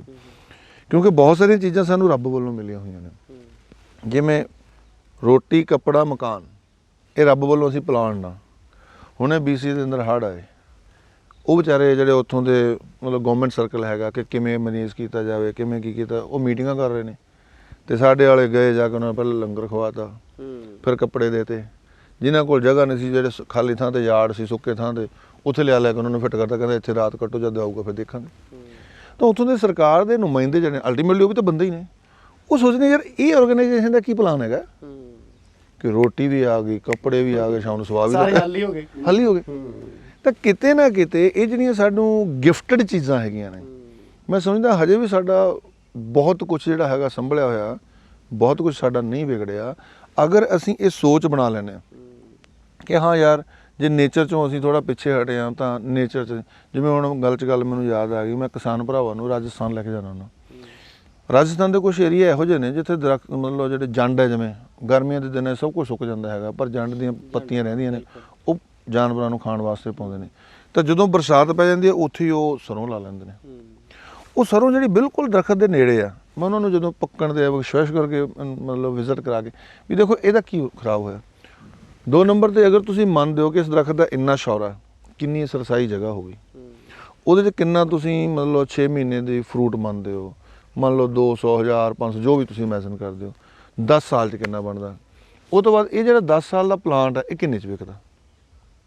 ਤਾਂ ਅਰਥਵਾਦਤਾ ਵਿੱਚ ਵੀ ਤੁਸੀਂ ਜਦੋਂ ਕੈਲਕੂਲੇਸ਼ਨ ਕਰੋਗੇ ਤਾਂ ਇਹ ਦਰਖਤ ਆਕਸੀਜਨ ਤੇ ਤੁਹਾਨੂੰ ਫ੍ਰੀ 'ਚ ਦੇ ਗਿਆ, ਫਰੂਟ ਤੁਹਾਨੂੰ ਸਾਲ ਬਾਈ ਸਾਲ ਦੇ ਗਿਆ। ਅਗਰ ਟਿੰਬਰ ਹੈ 10 ਸਾਲ ਬਾਅਦ ਇਹ 50,000 60,000 ਦਾ ਵਿਕ ਗਿਆ। ਤਾਂ ਕੰਪੈਰੇਟਿਵਲੀ ਜਦੋਂ ਤੁਸੀਂ ਵੇਖੋਗੇ ਤਾਂ ਤੁਹਾਡਾ ਕੋਈ ਬਹੁਤਾ ਲਾਸ ਨਹੀਂ ਹੈਗਾ। ਅਗਰ ਤੁਸੀਂ ਖੇਤ ਦੇ ਵਿੱਚ 10, 20, 50 ਜਿੰਨੇ ਬੂਟੇ ਲਾ ਲੈਂਦੇ ਹੋ ਤਾਂ ਉਹਦੇ ਨਾਲ এনवायरमेंट 'ਚ ਵੀ ਇੱਕ ਯੋਗਦਾਨ ਪੈਣਾ ਹੈਗਾ। ਜਿਵੇਂ ਅਸੀਂ ਖੋਸਾ ਰਣਧੀਰ ਪਿੰਡ ਹੈਗਾ, ਉੱਥੇ ਜਿਹੜੇ ਕਿਸਾਨ ਨੇ ਉਹਨਾਂ ਦੇ ਮੋਟਰਾਂ 'ਤੇ ਪਲਾਂਟ ਲਵਾਏ ਨੇ, ਹੌਲੀ ਹੌਲੀ ਉਹਨਾਂ ਨੂੰ ਮਤਲਬ ਅਵੇਅਰ ਕਰ ਰਹੇ ਹਾਂ ਵੀ ਚਲੋ ਜਿੰਨਾ ਜਿੰਨਾ ਹੋਣਗੇ ਵੀ ਖੇਤਾਂ 'ਚ ਬੂਟੇ ਲਾਉਣ ਦਾ ਰੁਝਾਨ ਬਣੇ, ਵੀ ਉਹ ਬੂਟਿਆਂ ਰਾਹੀਂ ਜਿਹੜਾ ਜ਼ੀਲਡ ਹੈਗਾ ਵਾ, ਨੈੱਟ ਪ੍ਰੋਫਿਟ ਜਿਹੜਾ ਅਖੀਰ 'ਤੇ ਜਾ ਕੇ ਤੁਸੀਂ ਵੇਖੋਗੇ ਕੋਈ ਬਹੁਤਾ ਨਹੀਂ, ਵਾਇਬਿਲਿਟੀ ਨੇੜੇ ਤੇੜੇ ਹੁੰਦੀ ਰਹਿੰਦੀ ਹੈ। ਤਾਂ ਕਿਤੇ ਨਾ ਕਿਤੇ ਇਹ ਜਿਹੜੀ ਸੋਚ ਹੈਗੀ ਆ ਵੀ ਇਸ ਤਰ੍ਹਾਂ ਇੰਟਰਪ੍ਰੀਟ ਹੁੰਦੀ ਰਹੇ, ਇਹ ਜਿਹੜੀ ਸੋਚ ਸੰਸਥਾ ਬਣਾਈ ਆ ਉਹ ਇਹਨਾਂ ਚੀਜ਼ਾਂ ਨੂੰ ਮੱਦੇ ਨਜ਼ਰ ਰੱਖ ਕੇ ਅਸਲ 'ਚ ਬਾਬਾ ਜੀ ਪਹਿਲਾਂ ਨਾ ਸਬਰ ਬੜਾ ਹੁੰਦਾ ਸੀਗਾ। ਹਾਂਜੀ, ਸਬਰ ਕਰਕੇ ਜਿਵੇਂ ਆਪਾਂ ਹੁਣੇ ਗੱਲ ਕਰਦੇ ਸੀਗੇ ਵੀ ਨਿੱਜੀ ਹੋ ਗਏ, ਪਹਿਲਾਂ ਪਿੰਡ 'ਚ ਹੀ ਪੈਦਾ ਕਰਨ ਵਾਲਾ ਪੈਦਾ ਕਰ ਦਿੰਦਾ ਸੀ, ਗਾਂ ਉਹਨੂੰ ਕੋਈ ਸਮਾਨ ਉਹ ਦੇ ਦਿੰਦਾ ਹੁੰਦਾ ਸੀਗਾ। ਇਹਦੇ ਕਰਕੇ ਵੀ ਮੈਨੂੰ ਲੱਗਦਾ ਬਹੁਤ ਫਰਕ ਪਿਆ। ਪਰ ਆਪਾਂ ਥੋੜਾ ਜਿਹਾ ਇੱਧਰ ਆਉਣੇ ਆ, ਮੈਨੂੰ ਲੱਗਦਾ ਹੈਗਾ ਵੀ ਸਰਕਾਰ ਦਾ ਵੀ ਕੋਈ ਇਹਦੇ 'ਚ ਹੱਲ ਕਰ ਸਕਦੀ ਹੈ ਕਿ ਨਹੀਂ। ਬਹੁਤੀ ਜਗ੍ਹਾ ਤੇ ਬਈ ਮੈਂ ਤਾਂ ਇਹ ਸੋਚਦਾ ਵੀ ਸਰਕਾਰ ਖਰਾਬ ਕਰਨ ਦੇ ਵਿੱਚ ਮੋਰੀ ਹੁੰਦੀ ਹੈ। ਤੁਸੀਂ ਇਹ ਦੇਖੋ, ਇੱਕ ਜਿਹੜੀ ਪਾਰਟੀ ਹੈ ਪੰਜਾਬ ਦੀ ਬਹੁਤ ਵੱਡੀ ਪਾਰਟੀ ਆ, ਉਹ ਇਹ ਕਹਿ ਰਹੀ ਆ ਉਹਦੇ 'ਚ ਮਤਲਬ ਮੈਨੀਫੈਸਟੋ ਦੇ ਵਿੱਚ ਜਾਂ ਲੋਕਾਂ ਨੂੰ ਆਪਦੇ ਵੱਲ ਖਿੱਚਣ 'ਚ, ਕਹਿੰਦੇ ਵੀ ਪੰਜਾਬ ਦੇ ਵਿੱਚ 15 ਲੱਖ ਟਿਊਬਵੈੱਲ ਨੇ ਤੇ 12 ਲੱਖ ਅਸੀਂ ਦਿੱਤੇ ਆ। ਮਤਲਬ ਇਹ ਮਾਣ ਵਾਲੀ ਗੱਲ ਨਹੀਂ ਹੈਗੀ ਹੈਨਾ, ਤੇ ਉਹ ਕਹਿੰਦਾ ਵੀ ਇਹ ਮਾਣ ਵਾਲੀ ਗੱਲ ਹੈ। ਮੈਨੂੰ ਲੱਗਦਾ ਵੀ ਇਹ ਆਪਣਾ ਜਿਹੜਾ ਸਾਰਾ ਉਹ ਅਸਲ 'ਚ ਨਾ ਚੱਕਰ ਕੀ ਹੈ ਨਾ, ਮੈਂ ਜਿਹੜੀ ਗੱਲ ਪਹਿਲਾਂ ਵੀ ਕਹੀ ਸੀ ਵੀ ਸਾਡੇ ਲੋਕਾਂ ਨੂੰ ਸਾਡੀਆਂ ਜਿਹੜੀਆਂ ਮੁੱਢਲੀਆਂ ਲੋੜਾਂ ਪ੍ਰਤੀ ਸਾਨੂੰ ਵਕਫਾ ਪੈ ਗਿਆ, ਗਾਇਬ ਪੈ ਗਿਆ। ਅਸੀਂ ਸਮਝਦੇ ਹੀ ਨਹੀਂ ਵੀ ਸਾਡੀਆਂ ਮੁੱਢਲੀਆਂ ਲੋੜਾਂ ਕੀ ਨੇ। ਹੁਣ ਜਦੋਂ ਕੋਈ ਚਾਹੇ ਸਾਡੇ ਲੀਡਰ ਚਾਹੇ ਪਿੰਡ 'ਚ ਆਉਂਦਾ, ਸ਼ਹਿਰ 'ਚ ਆਉਂਦਾ ਜਾਂ ਕਿਤੇ ਆਉਂਦਾ, ਜਾਂ ਲੀਡਰ ਜੋ ਤੁਸੀਂ ਕਿਹਾ ਵੀ ਪੇਸ਼ ਕਰਦੇ ਆ ਹੈ ਨਾ, ਵੀ ਉਹ ਕਹਿੰਦਾ ਮੈਂ ਟਿਊਬਵੈੱਲ ਲੈ ਕੇ ਦਿੱਤੇ, ਕੋਈ ਕੁਛ ਕਹਿੰਦਾ। ਕਦੇ ਕੋਈ ਇਹ ਗੱਲ ਕਿਸੇ ਨੇ ਗੱਲ ਕੀਤੀ ਕਿ ਵੀ ਤੁਹਾਡੇ ਲਈ ਯਾਰ ਅਸੀਂ ਤੁਹਾਡੇ ਬੱਚਿਆਂ ਲਈ, ਆਉਣ ਵਾਲੀਆਂ ਪੀੜ੍ਹੀਆਂ ਲਈ ਅਸੀਂ ਹਵਾ ਲਈ ਆਹ ਕੀਤਾ, ਪਾਣੀ ਲਈ ਆਹ ਕੀਤਾ, ਸ਼ੁੱਧ ਭੋਜਨ ਲਈ ਆਹ ਕੀਤਾ, ਸਾਫ਼ ਸਫਾਈ ਲਈ? ਹੈ ਹੀ ਨਹੀਂ। ਇਹ ਮੁੱਦੇ 'ਤੇ ਨਹੀਂ।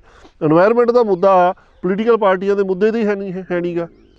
ਉਹ ਤਾਂ ਨਿੱਜੀ ਹੁੰਦਾ ਨਾ ਵੀ ਮੈਂ ਸਾਡਾ ਕੋਈ ਫਾਇਦਾ ਹੋ ਜੇ, ਸਾਡੀ ਸੜਕ ਬਣ ਜੇ, ਘਰ ਵਾਲੀ, ਸਾਡੇ ਮੁੰਡੇ ਨੌਕਰੀ ਮਿਲ ਜੇ, ਬਸ। ਆਪਾਂ ਮੈਨੂੰ ਲੱਗਦਾ ਬਹੁਤ ਨਿੱਜੀ ਹੋ ਗਏ। ਉਹ ਬਹੁਤ ਜ਼ਿਆਦਾ ਨਿੱਜੀ ਹੋ ਗਏ, ਥੋੜੇ ਨਹੀਂ ਹੋਏ, ਬਹੁਤ ਜ਼ਿਆਦਾ ਨਿੱਜੀ ਹੋ ਗਏ। ਔਰ ਉਸ ਨਿੱਜ ਪੁਣੇ ਦੇ ਵਿੱਚ ਯਾਰ ਸੜਕਾਂ ਕੀ ਬਹੁਤ ਬਾਹਲੇ ਲੋਕ ਤਾਂ ਪੋਲੀਟੀਕਲ ਲੀਡਰਾਂ ਨੇ ਇਸੇ ਗੱਲ ਨਹੀਂ ਵੀ ਜੇ ਕੋਈ ਰੌਲਾ ਪੈ ਗਿਆ ਥਾਣੇ ਛੁਡਾ ਲੈਣ। ਗਰਾਊਂਡ ਰਿਐਲਿਟੀ ਤਾਂ ਇਸ ਗੱਲ ਤੇ ਵੀ ਬਹੁਤ ਖੜੀ ਹੋਈ ਆ ਵੀ ਯਾਰ ਮੈਂ ਫੋਨ ਕਰੂੰਗਾ, ਕੋਈ ਗੱਲ ਨਹੀਂ, ਮੈਨੂੰ ਜੇ ਕੋਈ ਚਲਾਨ ਕੱਟਣ ਲੱਗੇ ਤਾਂ ਫੋਨ ਉਹ ਕਰ ਦਿਆਂਗੇ। ਮਤਲਬ ਸਾਡੀਆਂ ਐਕਸਪੈਕਟੇਸ਼ਨ, ਸਾਡੇ ਲੋਕਾਂ ਦੀਆਂ ਲੋੜਾਂ, ਇਹ ਚੀਜ਼ ਨੂੰ ਸਮਝਣਾ ਪੈਣਾ।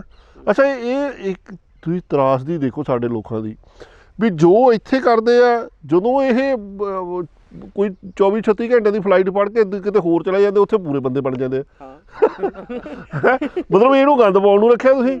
ਉਹ ਹੁਣ ਕਈ ਜਦੋਂ ਜਿਹੜੇ ਜ਼ਿਆਦਾਤਰ ਮੇਰੇ ਮਿੱਤਰ ਬੇਲੀ ਬਾਹਰ ਨੇ ਹੈ ਨਾ, ਅਤੇ ਉਹ ਆਖਣਗੇ ਜੀ ਵੀ ਸਾਡੇ ਦੇ ਤਾਂ ਹੁਣ ਆਏ ਆ, ਸਾਡੇ ਤਾਂ ਪਾਣੀ 'ਚ ਪੱਗ ਬੰਨ੍ਹ ਲਓ, ਐਡਾ ਸਾਫ਼ ਪਾਣੀ। ਇੱਕ ਦਿਨ ਕਹਿਣ ਲੱਗ ਗਿਆ ਵੀ ਮੇਰੇ ਘਰ ਦੇ ਨੇੜੇ ਯਾਰ ਲੇਕ ਆ, ਇੰਨਾ ਸਾਫ਼ ਪਾਣੀ ਹੈ। ਮੈਂ ਕਿਹਾ ਯਾਰ ਆਪਣੇ ਵੀ ਗੁਆਂਢ 'ਚ ਜਿਹੜਾ ਛੱਪੜ ਹੁੰਦਾ ਸੀ ਐਂ ਹੀ ਹੁੰਦਾ ਸੀਗਾ। ਉਹ ਜਿਨ੍ਹਾਂ ਨੇ ਮਾੜਾ ਮੋਟਾ ਅਕਲ ਦੇਣੀ ਉਹ ਤਾਂ ਜਹਾਜ਼ ਚੜ੍ਹ ਕੇ ਬਾਹਰ ਬਹਿ ਗਿਆ ਹੈ ਨਾ, ਗੰਦ ਪਾਉਣ ਵਾਲੇ ਰਹਿ ਗਏ। ਅਤੇ ਮਤਲਬ ਭਟਕਣ ਜੀ 'ਚ ਲੋਕ ਤੁਰੇ ਫਿਰਦੇ ਆ। ਅਤੇ ਬਟ ਮੈਨੂੰ ਜਿੱਥੋਂ ਤੱਕ ਇਹ ਲੱਗਦਾ ਕਿ ਇਸ ਸਾਰੇ ਦਾਰੋ ਮਦਾਰ 'ਚ ਪਿਛਲੇ 4-5 ਸਾਲਾਂ 'ਚ ਹੁਣ ਲੋਕਾਂ ਆਏ ਨਹੀਂ ਹੈਗਾ ਵੀ ਲੋਕ ਅੰਦਰੋਂ ਜਮਾਂ ਹੀ ਬਦਲ ਗਿਆ, ਪਰ ਲੋਕਾਂ 'ਚ ਨਾ ਇੱਕ ਬਦਲਾਵ ਆਇਆ। ਲੋਕਾਂ ਨੇ ਹੁਣ ਸੋਚਣਾ ਸ਼ੁਰੂ ਕੀਤਾ। ਹੁਣ ਤੁਸੀਂ ਦੇਖੋ ਵੀ ਪੰਜਾਬ ਦੇ ਵਿੱਚ ਪਿਛਲੇ 5-7 ਸਾਲਾਂ 'ਚ ਰੁੱਖ ਬਹੁਤ ਲੱਗੇ, ਰੁੱਖ ਵੀ ਬਹੁਤ ਲੱਗਿਆ ਜੀ। ਦੂਸਰੇ ਪਾਸੇ ਆਪਾਂ ਪਹਿਲਾਂ ਪਰਾਲੀ ਦੀ ਗੱਲ ਕਰ ਰਹੇ ਸੀ ਤਾਂ ਬਹੁਤ ਘਟਿਆ ਹੈ, ਬਹੁਤ ਘਟਿਆ ਹੈ ਨਾ। ਮਤਲਬ ਹਰ ਜਿਹੜਾ ਆਸਪੈਕਟ 'ਤੇ ਮਤਲਬ ਸੰਜੀਦਗੀ ਲੋਕਾਂ ਦੀ। ਔਰ NRI ਦੀ ਮੈਂ ਖਾਸ ਗੱਲ ਕਰਾਂ, NRI ਬਹੁਤ ਲੋਕ ਹੁਣ ਇੱਦਾਂ ਦੇ ਹੋ ਗਏ ਆ ਜਿਹੜੇ ਇਹ ਕਹਿੰਦੇ ਆ ਕਿ ਵੀ ਜੇ ਅਸੀਂ ਉਸ ਬੰਦੇ ਨੂੰ ਠੇਕਾ ਦੇਵਾਂਗੇ, ਅਸੀਂ 4 ਪੈਸੇ ਵੱਧ ਦੇਵਾਂਗੇ, ਪਰ ਉਹ ਤੂੰ ਸਾਡੇ ਵਾਲੇ ਖੇਤ 'ਚ ਅੱਗ ਨਹੀਂ ਲਾਉਣੀ। ਮਤਲਬ ਜਿਵੇਂ ਸਿੱਕੇ ਦੇ ਦੋਨੇ ਪਾਸੇ ਆ, ਤੇ ਪੋਜ਼ੀਟਿਵ ਤੇ ਨੈਗੇਟਿਵ, ਤੇ ਉਹਦੇ ਵਿੱਚ ਹੁਣ ਹੈ ਲੋਕਾਂ ਦਾ। ਮੈਨੂੰ ਇਹ ਲੱਗਦਾ ਵੀ ਜਿਹੜਾ ਪ੍ਰਦੂਸ਼ਣ ਆਪਾਂ ਕਹਿੰਦੇ ਆ, ਜਾਂ ਪਾਣੀ ਖਰਾਬ ਹੋਣਾ ਕਹਿੰਦੇ ਆ, ਜਾਂ ਜੰਗਲਾਂ ਦਾ ਖਤਮ ਹੋਣਾ ਕਹਿੰਦੇ ਆ, ਇਹਦਾ ਸਭ ਤੋਂ ਵੱਡਾ ਕਾਰਨ ਆਬਾਦੀ ਵੀ ਹੈ। ਆਬਾਦੀ ਦਾ ਵਧਣਾ, ਕਿਉਂਕਿ ਤੁਸੀਂ ਆ ਚੰਡੀਗੜ੍ਹ ਦੇਖਿਆ, ਪਹਿਲਾਂ ਹੀ ਇੰਨੇ ਪਿੰਡਾਂ ਨੂੰ ਉਜਾੜ ਕੇ ਬਣਿਆ, ਉਸ ਤੋਂ ਬਾਅਦ ਚੰਡੀਗੜ੍ਹ ਦੂਰ ਨੂੰ ਵੱਧ ਰਿਹਾ, ਉੱਥੇ ਰੁੱਖ ਵੀ ਕੱਟੇ ਜਾਣਗੇ। ਆਪਾਂ ਚੰਡੀਗੜ੍ਹ ਦੇ ਉਰਲੇ ਪਾਸੇ ਵੇਖੀਏ, ਇੱਕ ਪਿੰਡ ਹੈ, ਪਹਿਲਾਂ ਵੀ ਗੱਲ ਕਰਦੇ ਸੀ ਆਪਾਂ, ਉਹ ਪਿੰਡ ਵਿਚਾਲੇ ਇੱਧਰਲੇ ਪਾਸੇ ਵੀ ਉੱਚੀਆਂ ਬਿਲਡਿੰਗਾਂ, ਇੱਧਰਲੇ ਪਾਸੇ ਵੀ ਉਹ ਗਲ ਘੁੱਟਿਆ ਪਿਆ ਪਿੰਡ ਦਾ। ਬਿਲਕੁਲ ਤੁਹਾਡੀ ਗੱਲ ਦਰੁਸਤ ਆ। ਇੱਕ ਨਾ ਜਿਹੜੀ ਮੈਂ ਪਹਿਲਾਂ ਵੀ ਗੱਲ ਕਹੀ ਸੀ ਵੀ ਸਾਡੀ ਸੋ ਕਾਲਡ ਡਿਵੈਲਪਮੈਂਟ ਆ, ਵੀ ਜਿਵੇਂ ਮੇਰੇ ਜਿਹੜੇ ਖਾਸ ਕਰਕੇ ਆਪਣੇ ਮਾਲਵੇ ਵਾਲੇ ਆ ਨਾ, ਮੇਰੇ ਬਾਪੂ ਬੇਬਿਆਂ ਨੇ ਜੇ ਕਿਤੇ ਗੱਲ ਕਰਨਾ ਵੀ ਬਾਜ਼ਾਰ ਜਾਣਾ ਹੈ ਨਾ, ਉਹਨਾਂ ਯਾਰ ਤੂੰ 2 ਮਿੰਟ ਰੁਕ, ਮੈਂ 2 ਬੁੱਕ ਪਾਣੀ ਦੇ ਪਾ ਕੇ ਆਇਆ। ਉਹ ਜਨਰਲੀ ਉਹਨਾਂ ਦੇ ਮੂੰਹ 'ਚੋਂ ਨਿਕਲਦਾ ਸੀ ਕਿਉਂਕਿ ਪਾਣੀ ਉੱਧਰ ਘੱਟ ਹੁੰਦਾ ਸੀ। ਹੁਣ ਤੁਸੀਂ ਇਹ ਦੇਖੋ ਵੀ ਐਡੇ ਵੱਡੇ ਮਹਿਲ ਖੜ੍ਹੇ ਕਰ ਲਏ, ਉਹ ਜਵਾਕ ਟੂਟੀ ਛੱਡਦਾ ਅਤੇ 15 ਮਿੰਟਾਂ 'ਚ ਉਹ ਬਰੱਸ਼ ਕਰਦਾ। ਮਤਲਬ ਪਾਣੀ ਦਾ ਵੇਸਟੇਜ ਕਿੰਨਾ ਹੋ ਗਿਆ ਵੀ ਅਸੀਂ ਜਿਹੜੀਆਂ ਡਿਵੈਲਪਮੈਂਟ ਕਰ ਵੀ ਰਹੇ ਆ, ਉਹਦੇ ਵਿੱਚ ਵੀ ਜਿਹੜੀਆਂ ਹੁਣ ਲੋਕਾਂ ਦਾ, ਮੈਂ ਇਹ ਨਹੀਂ ਕਹਿੰਦਾ ਵੀ ਲੋਕਾਂ ਦੇ ਘਰ ਸੋਹਣੇ ਨਹੀਂ ਹੋਣੇ ਚਾਹੀਦੇ, ਵੱਡੇ ਨਹੀਂ ਹੋਣੇ ਚਾਹੀਦੇ। ਲੋਕਾਂ ਦੇ ਜਿਹੜੇ ਕਿਚਨ, ਡਰਾਇੰਗ ਰੂਮ ਛੋਟੇ ਹੋ ਜਾਂਦੇ, ਬਾਥਰੂਮ ਵੱਡੇ ਹੋ ਜਾਂਦੇ। ਮੈਂ ਪਿੱਛੇ ਜਿਹੇ ਰੈਨੋਵੇਸ਼ਨ ਕਰਾਈ ਘਰ ਦੀ ਮੁਕਤਸਰ, ਅਤੇ ਉਹ ਜਿਹੜਾ ਸਾਡਾ ਠੇਕੇਦਾਰ ਸੀ ਟਾਈਲਾਂ ਵਾਲਾ, ਉਹ ਦੱਸਣ ਲੱਗਾ ਡਾਕਟਰ ਸਾਹਿਬ, ਉਹ ਕਹਿੰਦਾ ਉਹਨੂੰ ਮੈਂ ਕਿਤੇ ਟਾਈਲਾਂ ਲਾਉਣ ਦਾ ਤਰੀਕਾ ਦਿਖਾਉਣ ਆਪਦੇ ਕਿਸੇ ਦੋਸਤ ਦੇ ਘਰੇ ਲੈ ਕੇ ਗਿਆ। ਕਹਿੰਦਾ ਡਾਕਟਰ ਸਾਹਿਬ ਉਹ ਤਾਂ ਘਰ ਠੀਕ ਜਿਹਾ ਸੀ, ਮੈਨੂੰ ਇਹ ਸੀ ਵੀ ਤੁਸੀਂ ਪਤਾ ਨਹੀਂ ਕਿੱਡੇ ਵੱਡੇ ਡਾਕਟਰ ਦੇ ਲੈ ਕੇ ਜਾਓਗੇ। ਇੱਕ ਡਾਕਟਰ ਦਾ ਘਰ ਕਹਿੰਦਾ ਮੈਂ ਬਣਾਇਆ ਹੋਇਆ, ਵੀ ਉੱਥੇ ਕੰਮ ਕੀਤਾ ਹੋਇਆ ਬਠਿੰਡੇ, ਕਹਿੰਦਾ ਬੜੇ ਸਾਲ ਪਹਿਲਾਂ ਕੀਤਾ ਜੀ। ਉਹਦੇ ਬਾਥਰੂਮ 'ਚ ਕਹਿੰਦਾ ਉੱਥੇ ਟੀਵੀ ਵੀ ਲੱਗਾ, ਅੱਛਾ ਉੱਥੇ ਕਹਿੰਦਾ ਛੋਟਾ ਗੈਸ ਵੀ ਪਿਆ ਹੈ। ਮੈਂ ਕਿਹਾ ਇਹਦਾ ਮਤਲਬ ਉਹ ਤਾਂ ਰੂੜੀ ਤੇ ਰਹਿੰਦਾ ਇਹਦਾ ਮਤਲਬ ਇਹ ਯਾਰ ਇਹ ਕਿਹੜੀ ਤਰੱਕੀ ਜਾਂ ਇਹ ਕੀ ਮਤਲਬ ਵੀ ਪਤਾ ਨਹੀਂ ਮਤਲਬ ਜਿਹੜੀ ਚੀਜ਼ ਲਈ ਜਿੰਨਾ ਸਮਾਂ ਦੇਣਾ ਚਾਹੀਦਾ ਸੀ ਉਹਦੇ ਬਜਾਏ ਅਸੀਂ ਹੋਰ ਕੰਮਾਂ ਤੇ ਮਤਲਬ ਵੀ ਉੱਥੇ ਹੁਣ ਮਤਲਬ ਇਹ ਚੀਜ਼ ਤੁਸੀਂ ਸਾਡੀ ਜਿਹੜੀ ਜੀਵਨ ਜਾਂਚ ਨਾਲ ਜੁੜੀ ਹੋਈ ਆ ਵੀ ਜਿਹੜੀ ਚੀਜ਼ ਲਈ ਲੋਕ ਪਹਿਲਾਂ 5-4 ਮਿੰਟ ਸਪੈਂਡ ਕਰਦੇ ਸੀ ਹੈ ਨਾ, ਇਹ ਲਾਈਫ ਦਾ ਮੇਜਰ ਪਾਰਟ ਆ ਵੀ ਤੁਸੀਂ ਜੰਗਲ ਪਾਣੀ ਜਾਣਾ। ਹੁਣ ਉਹਦੇ ਲਈ ਲੋਕ ਮਤਲਬ ਕਈ ਵਾਰੀ ਮੇਰੇ ਕਈ ਦੋਸਤ ਘਰੇ ਆਉਂਦੇ ਆ ਹੈ ਨਾ, ਅਤੇ ਉਹ ਜਿਵੇਂ ਕੋਈ ਨਾਈਟ ਸਟੇ ਕੀਤਾ ਵੀ ਕਈ ਉਹਨਾਂ ਵਿੱਚੋਂ ਕਈ ਹੁੰਦੇ ਵੀ ਉਹ ਫੋਨ ਲੈ ਕੇ ਅੰਦਰ ਚਲੇ ਗਏ, ਉਹ ਅੰਦਰੋਂ ਵੀਡੀਓ ਦੀ ਆਵਾਜ਼ਾਂ ਆਈ ਜਾਂਦੀਆਂ, ਤੂੰ ਭਰਾਵਾ ਜਿਹੜਾ ਕੰਮ ਕਰਨ ਗਿਆ ਉਹ ਕਰ। ਅੱਛਾ ਬੇਸਿਕਲੀ ਤਾਂ ਸਾਡੇ ਇਹ ਗੱਲ ਡਿਸਕਸ਼ਨ ਕਰਨ ਦਾ ਮਤਲਬ ਹੈ ਵੀ ਅਸੀਂ ਭਟਕ ਗਏ ਇੱਕ ਬਈ ਮੈਂ ਇੱਕ ਗੱਲ ਹੋਰ ਦੱਸਦਾ, ਹੁਣੇ ਤੁਹਾਡੀ ਗੱਲ ਕਰਦੇ ਮੇਰੇ ਮਨ ਦੇ ਵਿੱਚ ਆਈ, ਬਾਹਰਲੀ ਵੀ ਗੱਲ ਕਰਦੇ ਸੀ ਆਪਾਂ, ਬਾਹਰਲੇ ਪੰਜਾਬ ਦਾ ਨਾਂ ਪੰਜਾਬ ਹੈ ਨਾ, ਆਪਾਂ ਸਭ ਜਾਣਦੇ ਕਿਉਂ ਪਿਆ ਇਹ ਵੀ ਪਤਾ, ਆਪਾਂ ਤਾਂ ਫਿਰ ਵੀ ਕੁਛ ਕੁ ਦਰਿਆ ਵੇਹਨੇ ਆ। ਮੈਨੂੰ ਲੱਗਦਾ ਵੀ ਮੇਰਾ ਪੋਤਾ ਹੋਇਆ ਜਿਹੜਾ ਜਾਂ ਗਾਂ ਹੋਇਆ ਉਹਨਾਂ ਨੂੰ ਕਿਤੇ ਇਹ ਨਾ ਦੱਸਣਾ ਪਵੇ ਵੀ ਇਹਨੂੰ ਪੰਜਾਬ ਤਾਂ ਕਹਿੰਦੇ ਆ, ਕਿਉਂਕਿ ਉਹਨਾਂ ਫੋਟੋਆਂ ਦਿਖਾਉਣੀਆਂ ਪੈਣ। ਇਹ ਵੀ ਹੋ ਸਕਦਾ ਵੀ ਦਰਿਆ ਜਿਹੜੇ ਹੈਗੇ ਆ ਉਹ ਜਿਸ ਹਿਸਾਬ ਨਾਲ ਖਰਾਬ ਹੋ ਰਹੇ ਆ, ਇਹ ਨਹੀਂ ਹੈਗਾ ਵੀ ਸਰਕਾਰਾਂ, ਜਿੱਥੇ ਆਪਾਂ ਪਹਿਲਾਂ ਗੱਲ ਕੀਤੀ ਸੀ, ਆਪਣੇ ਕੋਲੇ ਦਰਿਆ ਵਾਧੂ ਹੈ, ਪਾਣੀ ਲਾਉਣ ਲਈ ਆਪਾਂ ਨੂੰ ਸਰਕਾਰਾਂ ਦੇ ਸਕਦੀਆਂ, ਥੱਲੋਂ ਕੱਢਣ ਦੀ ਕੋਈ ਲੋੜ ਨਹੀਂ ਹੈਗੀ, ਪਰ ਉਹਨਾਂ ਨੇ ਸੂਏ ਖਾਲੀ ਪਏ ਹੈ ਪਰ ਸੁੱਚ ਛੱਡਦੇ ਹੈ ਤੇ ਪਾਣੀ ਬਾਹਰ ਸੌਖਾ ਕਰਤਾ। ਇਹਦੇ 'ਚ ਨਾ ਮੈਂ ਸੌਰੀ ਟੂ ਸੇ ਤੁਹਾਡੀ ਗੱਲ ਦੇ ਵਿੱਚ ਗੱਲ ਮੈਨੂੰ ਆਉਂਦੀ ਆ, ਮੈਂ ਨਾ ਇਹਦੇ 'ਤੇ ਪਾਣੀ 'ਤੇ ਮਤਲਬ ਪੂਰੇ ਮੋਗੇ 'ਚ ਅਸੀਂ ਕੰਮ ਕਰ ਰਹੇ ਹਾਂ, ਕਿਉਂਕਿ ਮੋਗੇ ਦੇ ਕੁਛ ਜਿਹੜੇ ਏਰੀਆ ਨੇ ਡਾਰਕ ਜ਼ੋਨ 'ਚ ਆ ਗਏ। ਮੇਰਾ ਇੱਕ ਮੰਨਣਾ ਹੈਗਾ ਮੇਜਰ ਜਿਹੜਾ ਹੈਗਾ ਵੀ ਆਖਰ ਇਹਦੇ 'ਚ ਟੈਕਨੀਕ ਕਿਵੇਂ ਸੈੱਟ ਕੀਤੀ ਜਾਵੇ। ਤਾਂ ਮੈਂ ਕਿਉਂਕਿ ਪਹਿਲਾਂ ਜਿਹੜੇ ਹੈਗੇ ਨੇ ਕੁਛ ਆਪਣੇ ਖੋਸੇ ਕਲਸਟਰ ਦੇ ਏਰੀਏ 'ਚ ਜਿਹੜੀ ਸੋਇਲ ਕੰਜ਼ਰਵੇਸ਼ਨ ਵਾਲੇ ਨੇ ਉਹ ਪਾਈਪਲਾਈਨ ਕੱਢਦੇ ਨੇ, 10% ਕਿਸਾਨਾਂ ਨੂੰ ਦੇਣਾ ਪੈਂਦਾ, 90% ਸੈਂਟਰ ਗਵਰਨਮੈਂਟ ਦਾ ਆਉਂਦਾ ਹੈਗਾ। ਉਹਦੇ 'ਚੋਂ ਕਿਉਂਕਿ ਮੈਂ ਇੱਕ ਛੱਪੜ ਦੇ ਕੰਮ ਕਰ ਰਿਹਾ ਹੈਗਾ ਵੀ ਉਹਦੀ ਜਿਹੜੀ TDS ਵਗੈਰਾ ਹੈਗੀ ਆ ਕਿੰਨੀ ਡਾਊਨ ਹੋ ਕੇ ਖੇਤਾਂ ਦੇ ਵਿੱਚ ਪਾਣੀ ਜਿਹੜਾ ਹੈਗਾ ਵਰਤਣ ਦੇ ਯੋਗ ਹੋ ਜੇ, ਤਾਂ ਉਹਦੇ 'ਤੇ ਕਾਫੀ ਚਲੋ ਇੱਕ ਆਪਣੇ ਤਰ੍ਹਾਂ ਦਾ ਪ੍ਰੋਜੈਕਟ ਹੈਗਾ ਵਾ ਵਾਟਰ ਪਿਊਰੀਫਿਕੇਸ਼ਨ ਦਾ। ਉਹ ਮੀਨਵਾਈਲ ਕੀ ਹੋਇਆ ਕਿ ਮੈਂ ਕਿਹਾ ਯਾਰ ਵੀ ਸਿਆਲਾਂ 'ਚ ਪਾਣੀ ਕਿਉਂ ਨਹੀਂ ਆਉਂਦਾ ਹੈਗਾ। ਮੈਂ ਐਕਸੀਅਨ ਡਿਪਾਰਟਮੈਂਟ ਲੁਧਿਆਣੇ ਸੀ ਜਿਹੜੀ ਸਾਡੇ ਸਿੱਧਵਾਂ ਕੈਨਲ ਲੱਗਦੀ ਹੈ ਅਤੇ ਇੱਕ ਇੱਧਰ ਅਬੋਹਰ ਬ੍ਰਾਂਚ ਲੱਗਦੀ ਹੈ, 2 ਬ੍ਰਾਂਚਾਂ ਦਾ ਪਾਣੀ ਆਪਣੇ ਉੱਥੇ ਆਉਂਦਾ ਮੋਗੇ 'ਚ। ਅਤੇ ਉਹ ਲੁਧਿਆਣੇ ਸੀ ਉਹਨਾਂ ਦਾ ਮੇਨ ਆਫਿਸ, ਮੈਂ ਉੱਥੇ ਆਇਆ ਅਤੇ ਮੈਨੂੰ ਕਹਿੰਦੇ ਬਾਬਾ ਜੀ ਸਾਡੇ ਕੋਲ ਤਾਂ ਲੈਟਰਸ ਆ ਜਾਂਦੀਆਂ ਨੇ ਵੀ ਸਾਨੂੰ ਸਿਆਲ 'ਚ ਪਾਣੀ ਨਹੀਂ ਚਾਹੀਦਾ। ਇੱਕ ਕਿਸਾਨ ਦੀ ਹੁਣ ਮੈਂ ਗੱਲ ਦੱਸਦਾ, ਅਸੀਂ ਇਹਦੀ ਕੰਪੇਨ ਵੀ ਸ਼ੁਰੂ ਮੀਡੀਆ ਰਾਹੀਂ ਜਿਹੜੇ ਵੀਰ ਖਾਸ ਕਰਕੇ ਮੋਗੇ ਨਾਲ ਜੁੜੇ ਹੋਣਗੇ ਉਹਨਾਂ ਨੂੰ ਮੈਂ ਬੇਨਤੀ ਕਰਨੀ ਚਾਹਾਂਗਾ ਕਿ ਅਸੀਂ ਪਿੰਡਾਂ 'ਚ ਕੰਪੇਨ ਸ਼ੁਰੂ ਕਰਨੀ ਚਾਹੁੰਦੇ ਹਾਂ ਕਿ ਆਖਰ ਤੁਹਾਡੀ ਮੁਸੀਬਤ ਕੀ ਹੈ, ਤੁਸੀਂ ਪਾਣੀ ਕਿਉਂ ਨਹੀਂ ਚਾਹੁੰਦੇ ਹੈਗੇ। ਜਦੋਂ ਤੁਸੀਂ ਉਹਦੀ ਮਾਰਕ ਦਿਓਗੇ ਉਹਦੇ ਫਿਰ ਸੋਲਿਊਸ਼ਨ ਵੀ ਕੱਢ ਲਏ ਜਾਣਗੇ। ਤਾਂ ਮੈਂ ਉਹ ਸਟੱਡੀ ਕੀਤਾ, ਕਿਸੇ 10 ਜਣੇ ਨੇ ਫਾਈਲ 'ਤੇ ਸਾਈਨ ਕੀਤੇ ਹੋਏ ਨੇ, ਕਿਸੇ ਨੇ 12 ਜਣੇ ਨੇ ਸਾਈਨ ਕੀਤੇ ਨੇ। ਉਹ ਮੈਂ ਕਿਹਾ ਯਾਰ ਹੈਰਾਨੀ ਦੀ ਗੱਲ ਆ ਵੀ ਇੱਕ ਪਿੰਡ 'ਚ 250 ਬੰਦੇ ਦਾ ਹੋਇਆ, 12 ਜਣੇ ਤਾਂ ਸਾਈਨ ਹੋਣੇ, ਚਲੋ 250 ਵਾਲਾ ਹੋਇਆ ਤੇ 60 ਘਰ ਹੋ ਗਏ, 60 ਘਰਾਂ 'ਚੋਂ ਜੇ ਇੱਕ ਨੇ ਕੀਤੇ ਤਾਂ 12 ਕੀਤੇ, ਤਾਂ 12 ਬਾਅਦ 40% ਫਿਰ ਬਾਕੀ ਪਿਆ। ਤਾਂ ਉਹ ਲੋਕ ਜਿਹੜੇ ਹੈਗੇ ਨੇ ਉਹਨਾਂ ਨੂੰ ਕਿਉਂ ਨਹੀਂ ਕਨਵਿੰਸ ਕਰ ਪਾਏ ਕਿ ਧਰਤੀ ਹੇਠੋਂ ਪਾਣੀ ਕੱਢਣ ਦੇ ਵਿੱਚ ਇੱਕ ਤਾਂ ਅਸੀਂ ਯੂਨਿਟਸ ਸਾੜ ਰਹੇ ਹਾਂ, ਫਿਰ ਫ੍ਰੀ ਮੰਗ ਰਹੇ ਹਾਂ, ਮੰਗਤੇ ਬਣ ਰਹੇ ਹਾਂ, ਨਹਿਰ ਦਾ ਪਾਣੀ ਸੁੱਤਿਆ। ਯਾਰ ਉਹ ਇੱਕ ਹੋਰ ਵੱਡੀ ਗੱਲ ਜਿਹੜੀ ਮੈਨੂੰ ਉਹਨਾਂ ਨੇ ਦੱਸੀ, ਉਹ ਕਹਿੰਦੇ ਬਾਬਾ ਜੀ ਅਗਰ ਅਸੀਂ ਇਹ ਪੂਰਾ ਪਾਣੀ ਸਾਰਾ ਸਾਲ ਯੂਜ਼ ਕਰਵਾਉਂਦੇ ਹਾਂ ਤਾਂ ਸਾਨੂੰ ਐਕਸੈਸ ਆਫ ਵਾਟਰ ਜਿਹੜਾ ਹੈਗਾ ਦਰਿਆ ਵਿੱਚ ਛੱਡਣ ਦੀ ਲੋੜ ਨਹੀਂ ਪੈਂਦੀ, ਜਿੰਨਾ ਕੁ ਦਰਿਆ ਚੱਲਦਾ ਰਹੇ ਉਨਾ ਕੁ ਸਾਨੂੰ ਲੋੜ ਪੈਂਦੀ ਹੈ। ਜਦੋਂ ਅਸੀਂ ਐਕਸੈਸ ਆਫ ਵਾਟਰ ਛੱਡਦੇ ਹੈਗੇ ਤਾਂ ਹਰਿਆਣੇ ਵਾਲੇ ਰੌਲਾ ਪਾ ਲੈਂਦੇ ਨੇ, ਰਾਜਸਥਾਨ ਵਾਲੇ ਵੀ ਉਧਰ ਤੁਸੀਂ ਕਿਉਂ ਛੱਡਦੇ ਹੈਗੇ।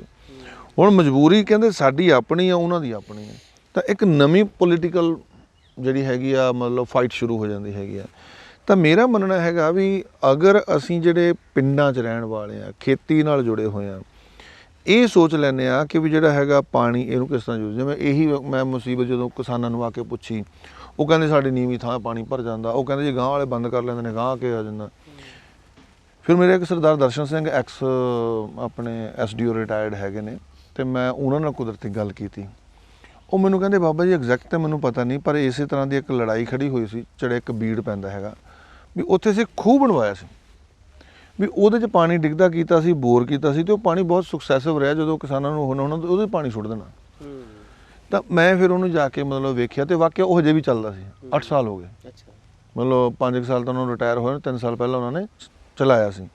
ਮੈਂ ਫਿਰ ਉਹਦੇ 'ਚ ਜਿਹੜਾ ਆਪਣੇ ਵਾਟਰ ਸੈਨੀਟੇਸ਼ਨ ਵਾਲੇ ਨੇ, ਮੈਂ ਕਿਹਾ ਵੀ ਇਹ ਜਿਹੜਾ ਨਹਿਰ ਦਾ ਪਾਣੀ ਆਉਂਦਾ ਇਹਦੇ ਕੀ ਕੰਟੈਂਟਸ ਨੇ, ਫਸਟ ਫੇਜ਼ ਵਿੱਚ ਅਸੀਂ ਕਿੱਦਾਂ ਇਹਨੂੰ ਰੀਚਾਰਜ ਕਰ ਸਕਦੇ ਹੈਗੇ ਹਾਂ। ਤਾਂ ਉਹ ਪੂਰੀ ਇੱਕ ਕੰਪੇਨ ਬਣਾ ਕੇ ਵੀ ਜਿਹੜਾ ਮੋਗਾ ਡਿਸਟ੍ਰਿਕਟ ਹੈ ਉਹਦੇ ਪਿੰਡਾਂ ਵਿੱਚ ਲੋਕਾਂ ਨੂੰ ਪਹਿਲਾਂ ਜਾਗਰੂਕ ਕੀਤਾ ਜਾਵੇ, ਫਿਰ ਜਿਹੜਾ ਹੈਗਾ ਮਤਲਬ ਦਫ਼ਤਰ ਹੈਗਾ ਉਹਨੂੰ ਅਟੈਚ ਕੀਤਾ ਜਾਵੇ, ਤਾਂ ਕਿ ਸਿਆਲ ਦੇ ਜਿਹੜੇ 4 ਪਾਣੀ ਲੱਗਦੇ ਨੇ ਕਣਕ ਨੂੰ, ਉਹ 4 ਪਾਣੀ ਜਦੋਂ ਵੀ ਟਾਈਮ ਆਉਂਦਾ ਹੈਗਾ ਉਹ ਸਾਰਾ ਦਰਿਆ ਜਿਹੜੀ ਕੈਨਲਸ ਹੈਗੀਆਂ ਨੇ ਉਹਨਾਂ ਰਾਹੀਂ ਖੇਤਾਂ ਤੱਕ ਜਾਵੇ। ਤਾਂ ਮੋਟਰਾਂ ਜਿਹੜੀਆਂ ਹੈਗੀਆਂ ਨੇ ਉਹ ਕਿੰਨੀਆਂ ਬਚ ਸਕਦੀਆਂ। ਹੁਣ ਉਹਦੇ 'ਚ ਇੱਕ ਅਗਲਾ ਫੰਡਾ, ਜਿਵੇਂ ਤੁਸੀਂ ਸਵਿੱਚ ਦੱਬਣ ਵਾਲਾ ਜਿਹੜਾ ਕੀਤਾ ਹੈਗਾ, ਹੁਣ ਜੇ ਕਿਸਾਨ ਅਵੇਅਰ ਹੋਏਗਾ ਕਿ ਵੀ ਹਾਂ ਰਾਤ ਨੂੰ 10 ਵਜੇ ਪਾਣੀ ਲਾਉਣ ਨਾਲ ਨਹਿਰ ਦਾ ਪਾਣੀ ਜਿਹੜਾ ਹੈਗਾ ਉਹ ਇਕੱਲਾ ਖੇਤ ਨੂੰ ਸਿੰਜਦਾ ਹੀ ਨਹੀਂ, ਉਹਦੇ ਜਿਹੜਾ ਜਿੱਥੋਂ ਚੱਲਦਾ ਹੈਗਾ, ਕਿਉਂਕਿ ਪਾਣੀ ਦੀ ਜਿਹੜੀ ਮਤਲਬ ਪਿਊਰੀਫਿਕੇਸ਼ਨ ਹੈਗੀ ਉਹਦਾ ਚੱਲਦੇ ਰਹਿਣਾ ਹੈਗਾ, ਖੜ ਕੇ ਤੇ ਪਾਣੀ ਗੰਦਾ ਹੋ ਜਾਂਦਾ, ਤਾਂ ਨਾਲ ਉਹ ਕਿੰਨੇ ਮਿਨਰਲਸ ਲੈ ਕੇ ਆ ਰਿਹਾ ਹੈਗਾ ਵਾ। ਔਰ ਸਭ ਤੋਂ ਵੱਡਾ ਕਿਉਂਕਿ ਐਤਕੀ ਜਦੋਂ ਹੁਣ ਝੋਨਾ ਲੱਗਣ ਦੇ ਦਿਨ ਸੀਗੇ, ਸਾਡੇ ਇੱਕ ਫਾਰਮ ਹੈਗਾ ਉਹ ਬਿਲਕੁਲ ਨਹਿਰ ਦੇ ਨਾਲ ਲੱਗਦਾ, ਮਤਲਬ ਜਿੱਥੇ ਨਹਿਰੀ ਪਾਣੀ ਆਉਂਦਾ ਖਾਲ ਦੇ ਨਾਲ ਲੱਗਦਾ। ਜਿੰਨੇ ਉਹ ਖਾਲ ਅਸੀਂ ਮਤਲਬ ਪਾਈਪਲਾਈਨ ਬਣਾ ਦਿੱਤੀ ਹੈ। ਇੱਥੇ ਤੁਸੀਂ ਉਹਦਾ ਜਿਹੜਾ ਹੈਗਾ ਢੱਕਣ ਖੋਲ੍ਹਿਆ, ਉਧਰ ਜਿਵੇਂ ਢੱਕਣ ਬੰਦ ਹੋਇਆ ਉਵੇਂ ਇੱਥੋਂ ਪਾਣੀ ਨਿਕਲਣਾ ਸ਼ੁਰੂ ਹੋ ਜਾਣਾ, ਕਿਉਂਕਿ ਆਲਰੇਡੀ ਪਾਈਪਾਂ 'ਚ ਤਾਂ ਪਾਣੀ ਭਰਿਆ ਪਿਆ, ਬਸ ਜਦੋਂ ਉਧਰੋਂ ਪਾਣੀ ਠੱਲਿਆ ਇੱਧਰਲੇ ਪਾਸੇ ਬਾਹਰ ਨਿਕਲਿਆ। ਤਾਂ ਉਹ ਸਾਰੇ ਜਿਹੜੇ ਹੈਗੇ ਨੇ ਝੋਨਾ ਲਾਉਣ ਵਾਲੇ ਦੂਜਿਆਂ ਦੇ ਨਾਲੋਂ ਮਤਲਬ ਸਹੀ ਸਸਟੇਨ ਰਹੇ, ਨਹੀਂ ਤਾਂ ਕਈਆਂ ਨੂੰ ਝੋਨਾ ਵਾਹੁਣਾ ਪਿਆ। ਮੈਂ ਉਹੀ ਗੱਲ ਕਰਦਾ ਜੀ, ਆਪਾਂ ਨੂੰ ਝੋਨੇ ਦੇ ਵਿੱਚ ਆਪਾਂ ਔਖੇ ਹੋ ਰਹੇ ਹਾਂ ਵੀ ਪਾਣੀ ਥੱਲੇ ਜਾ ਰਿਹਾ, ਪਰ ਜੇ ਆਪਣਾ ਦਰਿਆ ਦੀ ਤਾਂ ਧਰਤੀ ਹੈ ਇਹ ਸਾਰੀ, ਤੇ ਆਪਾਂ ਨੂੰ ਤਾਂ ਮੈਨੂੰ ਲੱਗਦਾ ਘਾਟ ਹੀ ਕਿਸੇ ਚੀਜ਼ ਦੀ ਨਹੀਂ ਹੈਗੀ, ਤੇ ਆਪਾਂ ਕਹਿ ਰਹੇ ਪਾਣੀ ਥੱਲੇ ਜਾਈ ਜਾਂਦਾ। ਯਾਰ ਜਿਹੜੀ ਗੱਲ ਮੈਂ ਹੁਣ ਬੋਲਣ ਜਾ ਰਿਹਾ ਉਹ ਤਾਂ ਬਾਲਿਆਂ ਦੇ ਹਜਮ ਨਹੀਂ ਹੋਣੀ ਵੀ ਮੈਨੂੰ ਤਾਂ ਬੀਇੰਗ এনवायरमेंटਲਿਸਟ ਜਿਹੜੇ ਡੈਮ ਨੂੰ ਬਣਾਇਆ ਨਾ ਉਹ ਵੀ ਜਾਲੀ ਕੰਮ ਲੱਗਦਾ। ਨਹੀਂ, ਡੈਮ ਹੈ ਹੀ ਜਾਲੀ ਜੀ, ਉਹੀ ਗੱਲ ਮੈਂ ਤੁਹਾਨੂੰ ਅਸਲ 'ਚ ਅਗਲੀ ਗੱਲ ਡੈਮ ਦੀ ਸੀ ਵੀ ਪਾਣੀ ਸਾਡਾ ਕੁਦਰਤ ਦਾ ਜਿਹੜਾ ਵਹਾਅ ਨਾ, ਅਸੀਂ ਹੁਣ ਅੱਜ ਕੱਲ੍ਹ ਗੱਲਾਂ ਚੱਲਦੀਆਂ ਨਾ ਵੀ ਯਾਰ ਕਿਸੇ ਤਰ੍ਹਾਂ ਇੱਥੇ ਦਰਿਆ ਵਗਦਾ ਹੁੰਦਾ ਸੀ, ਮਤਲਬ ਵੀ ਉਹਨੂੰ ਲਿਮਟਿਡ ਕਰਤਾ, ਤੇ ਜਿਸ ਹਿਸਾਬ ਦੀ ਜਿਹੜੀ ਅਸੀਂ ਵਾਹਯਾਤ ਡਿਵੈਲਪਮੈਂਟ ਕਰ ਰਹੇ ਆ, ਤਾਂ ਉਹੀ ਗੱਲ ਤੁਹਾਡੇ ਵਾਲੀ ਇਕੱਲਾ ਕਿਤਾਬਾਂ 'ਚ ਫੋਟੋਆਂ 'ਚ ਰਹਿ ਜਾਊਗਾ ਵੀ ਇੱਥੋਂ ਦੀ ਦਰਿਆ ਵਗਦਾ ਸੀ। ਹੁਣ ਜਿਹੜਾ ਆਪਣੇ ਮੇਨ ਤਾਂ 2 ਹੀ ਨੇ ਨਾ ਜਿਹੜੇ ਲੰਘਦੇ ਆ ਪੰਜਾਬ ਦੇ ਵਿੱਚ ਦੀ, ਹੈ ਨਾ, ਸਤਲੁਜ ਤੇ ਬਿਆਸ, ਉਹ ਕਿੰਨੇ ਏਰੀਏ ਤਾਂ ਉੱਥੇ ਲੋਕ ਕਣਕ ਝੋਨਾ ਲਾਉਣ ਲੱਗ ਗਏ। ਸਹੀ ਗੱਲ ਹੈ ਨਾ, ਹਰ ਥਾਂ ਤੇ ਉਹਦੇ ਪਾਣੀ ਨੂੰ ਮਤਲਬ ਰੋਕ ਕੇ ਵੀ ਇਹਦੀ ਸ਼ਕਤੀ ਨੂੰ ਵਰਤ ਲਿਆ ਜਾਵੇ। ਉਹ ਇਹਦੀ ਸ਼ਕਤੀ ਇਕੱਲੀ ਪ੍ਰੈਸ਼ਰ ਵਾਲੀ ਤਾਂ ਨਹੀਂ ਹੈਗੀ, ਹੋਰ ਵੀ ਬਹੁਤ ਸ਼ਕਤੀਆਂ ਨੇ। ਬਿਲਕੁਲ। ਤੇ ਅਸਲ 'ਚ ਫਿਰ ਉੱਥੇ ਗੱਲ ਆ ਜਾਂਦੀ ਨਾ ਵੀ ਇੱਕ ਗੱਲ ਤੁਸੀਂ ਜਿਵੇਂ ਪਹਿਲਾਂ ਕੀਤੀ ਸੀ ਕਿ ਵੀ ਪਾਪੂਲੇਸ਼ਨ ਵਾਲੀ ਹੈ ਨਾ, ਉਹ ਬਹੁਤ ਇੰਪੋਰਟੈਂਟ ਚੀਜ਼ ਆ ਕਿ ਵੀ ਇੰਨੀ ਜਿਹੜੀ ਅੱਜ ਤੋਂ 100 ਸਾਲ ਪਹਿਲਾਂ ਦੀ ਆਬਾਦੀ ਤੇ ਹੁਣ ਦੀ ਆਬਾਦੀ ਆ ਉਹਦਾ ਬਹੁਤ ਫਰਕ ਆ, ਮਤਲਬ ਬੜਾ ਕੁਛ ਹੈ, ਹੈ ਨਾ। ਉਹ ਇਸੇ ਚੀਜ਼ ਨੂੰ ਤਾਂ ਲੋਕ ਮਾਰਕੀਟ ਸਮਝਦੇ ਅਸਲ 'ਚ, ਕੁਛ ਲੋਕ ਇਸ ਚੀਜ਼ ਨੂੰ ਮਾਰਕੀਟ ਸਮਝਦੇ ਆ ਵੀ ਕਿੱਥੇ ਤਾਂ ਇੰਨੇ ਲੱਖ ਲੋਕਾਂ ਨੇ ਪੇਸਟ ਲੈਣਾ ਹੀ, ਕਿੱਥੇ ਇੰਨੇ ਕਰੋੜ ਲੈ ਰਹੇ। ਸਹੀ ਗੱਲ ਹੈ। ਹਾਲਾਂਕਿ ਹੋਣਾ ਤਾਂ ਇਹ ਚਾਹੀਦਾ ਸੀ ਵੀ ਜਿਵੇਂ ਸਾਡੀ ਆਬਾਦੀ ਵੱਧ ਰਹੀ ਆ, ਅਸੀਂ ਨੇਚਰ ਤੇ ਡਿਪੈਂਡੈਂਸੀ ਵਧਾਈਏ। ਅਸੀਂ ਉਲਟ ਕੰਮ ਸ਼ੁਰੂ ਕੀਤਾ ਹੋਇਆ, ਸਮਝੀ ਨਾ ਮੇਰੀ ਗੱਲ। ਕਿੱਥੇ ਤਾਂ ਮਾਰਕੀਟ ਦੇ ਵਿੱਚ ਕਿੰਨੇ ਟਨ ਪੇਸਟ ਆ ਰਿਹਾ, ਮੈਂ ਚਲੋ ਸ਼ੁਰੂਆਤ ਸਵੇਰ ਤੋਂ ਹੁੰਦੀ ਹੈ, ਇਕੱਲੀ ਪੇਸਟ ਦੀ ਗੱਲ ਨਹੀਂ, ਹੋਰ ਬਾਕੀ ਪ੍ਰੋਡਕਟਸ ਵੀ ਨੇ। ਤੇ ਕਿੱਥੇ ਅਸੀਂ ਇਹ ਸੋਚਦੇ ਵੀ ਇਹਦੇ ਨਾਲ ਨਿੰਮ ਲਾਈ ਹੈ ਤਾਂ ਨਿੰਮ ਨੇ ਇਕੱਲੀ ਦਾਤਣ ਨਹੀਂ ਦੇਣੀ ਸੀ, ਉਹਦੇ ਤੋਂ ਕਿੰਨੇ ਸਾਡੇ ਬਾਇਓਪੈਸਟੀਸਾਈਡ ਬਣਨੇ ਸੀ, ਕਿੰਨਾ ਕੁਛ ਬਣਨਾ ਸੀ। ਤਾਂ ਉਹ ਮਤਲਬ ਕਹਿਣ ਦਾ ਭਾਵ ਹੋਣਾ ਤਾਂ ਇਹ ਚਾਹੀਦਾ ਸੀ ਪਾਪੂਲੇਸ਼ਨ ਦੇ ਪ੍ਰੈਸ਼ਰ ਵਧਣ ਨਾਲ ਸਾਨੂੰ ਜਿਹੜੇ ਨੈਚੁਰਲ ਰਿਸੋਰਸ ਤੇ ਡਿਪੈਂਡੈਂਸੀ ਵਧਾਉਣੀ ਚਾਹੀਦੀ ਸੀ, ਅਸੀਂ ਘਟਾ ਲਈ।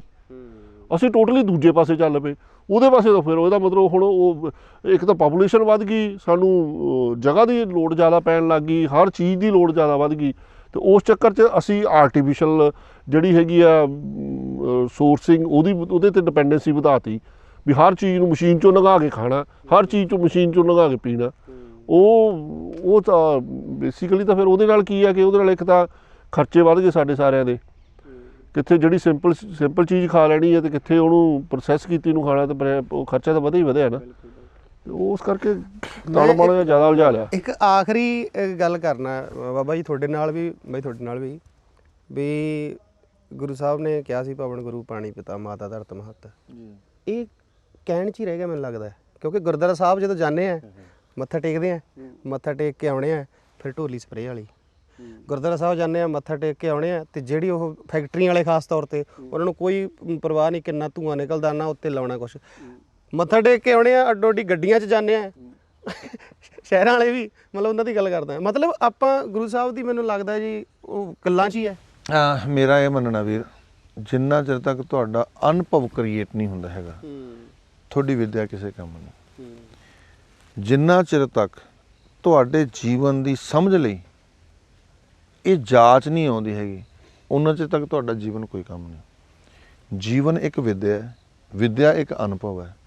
ਅਗਰ ਇਹਨੂੰ ਸਰਕੂਲੇਟ ਕਰਨਾ ਚਾਹੁੰਦੇ ਹਾਂ ਤਾਂ ਸਾਨੂੰ 3 ਹਿੱਸਿਆਂ 'ਚ ਖਾਸ ਖਿਆਲ ਰੱਖਣਾ ਪੈਣਾ। ਮੈਂ ਤੇ ਮੇਰੀ ਸੁਸਾਇਟੀ, ਮੈਂ ਤੇ ਮੇਰਾ ਜੀਵਨ। ਸੁਸਾਇਟੀ ਵਿੱਚ ਜਦੋਂ ਤੁਸੀਂ ਤਜਰਬੇ ਕਰਨੇ ਨੇ ਤਾਂ ਤੁਹਾਡੀ ਨੌਲੇਜ 'ਚ ਵਾਧਾ ਹੋਣਾ।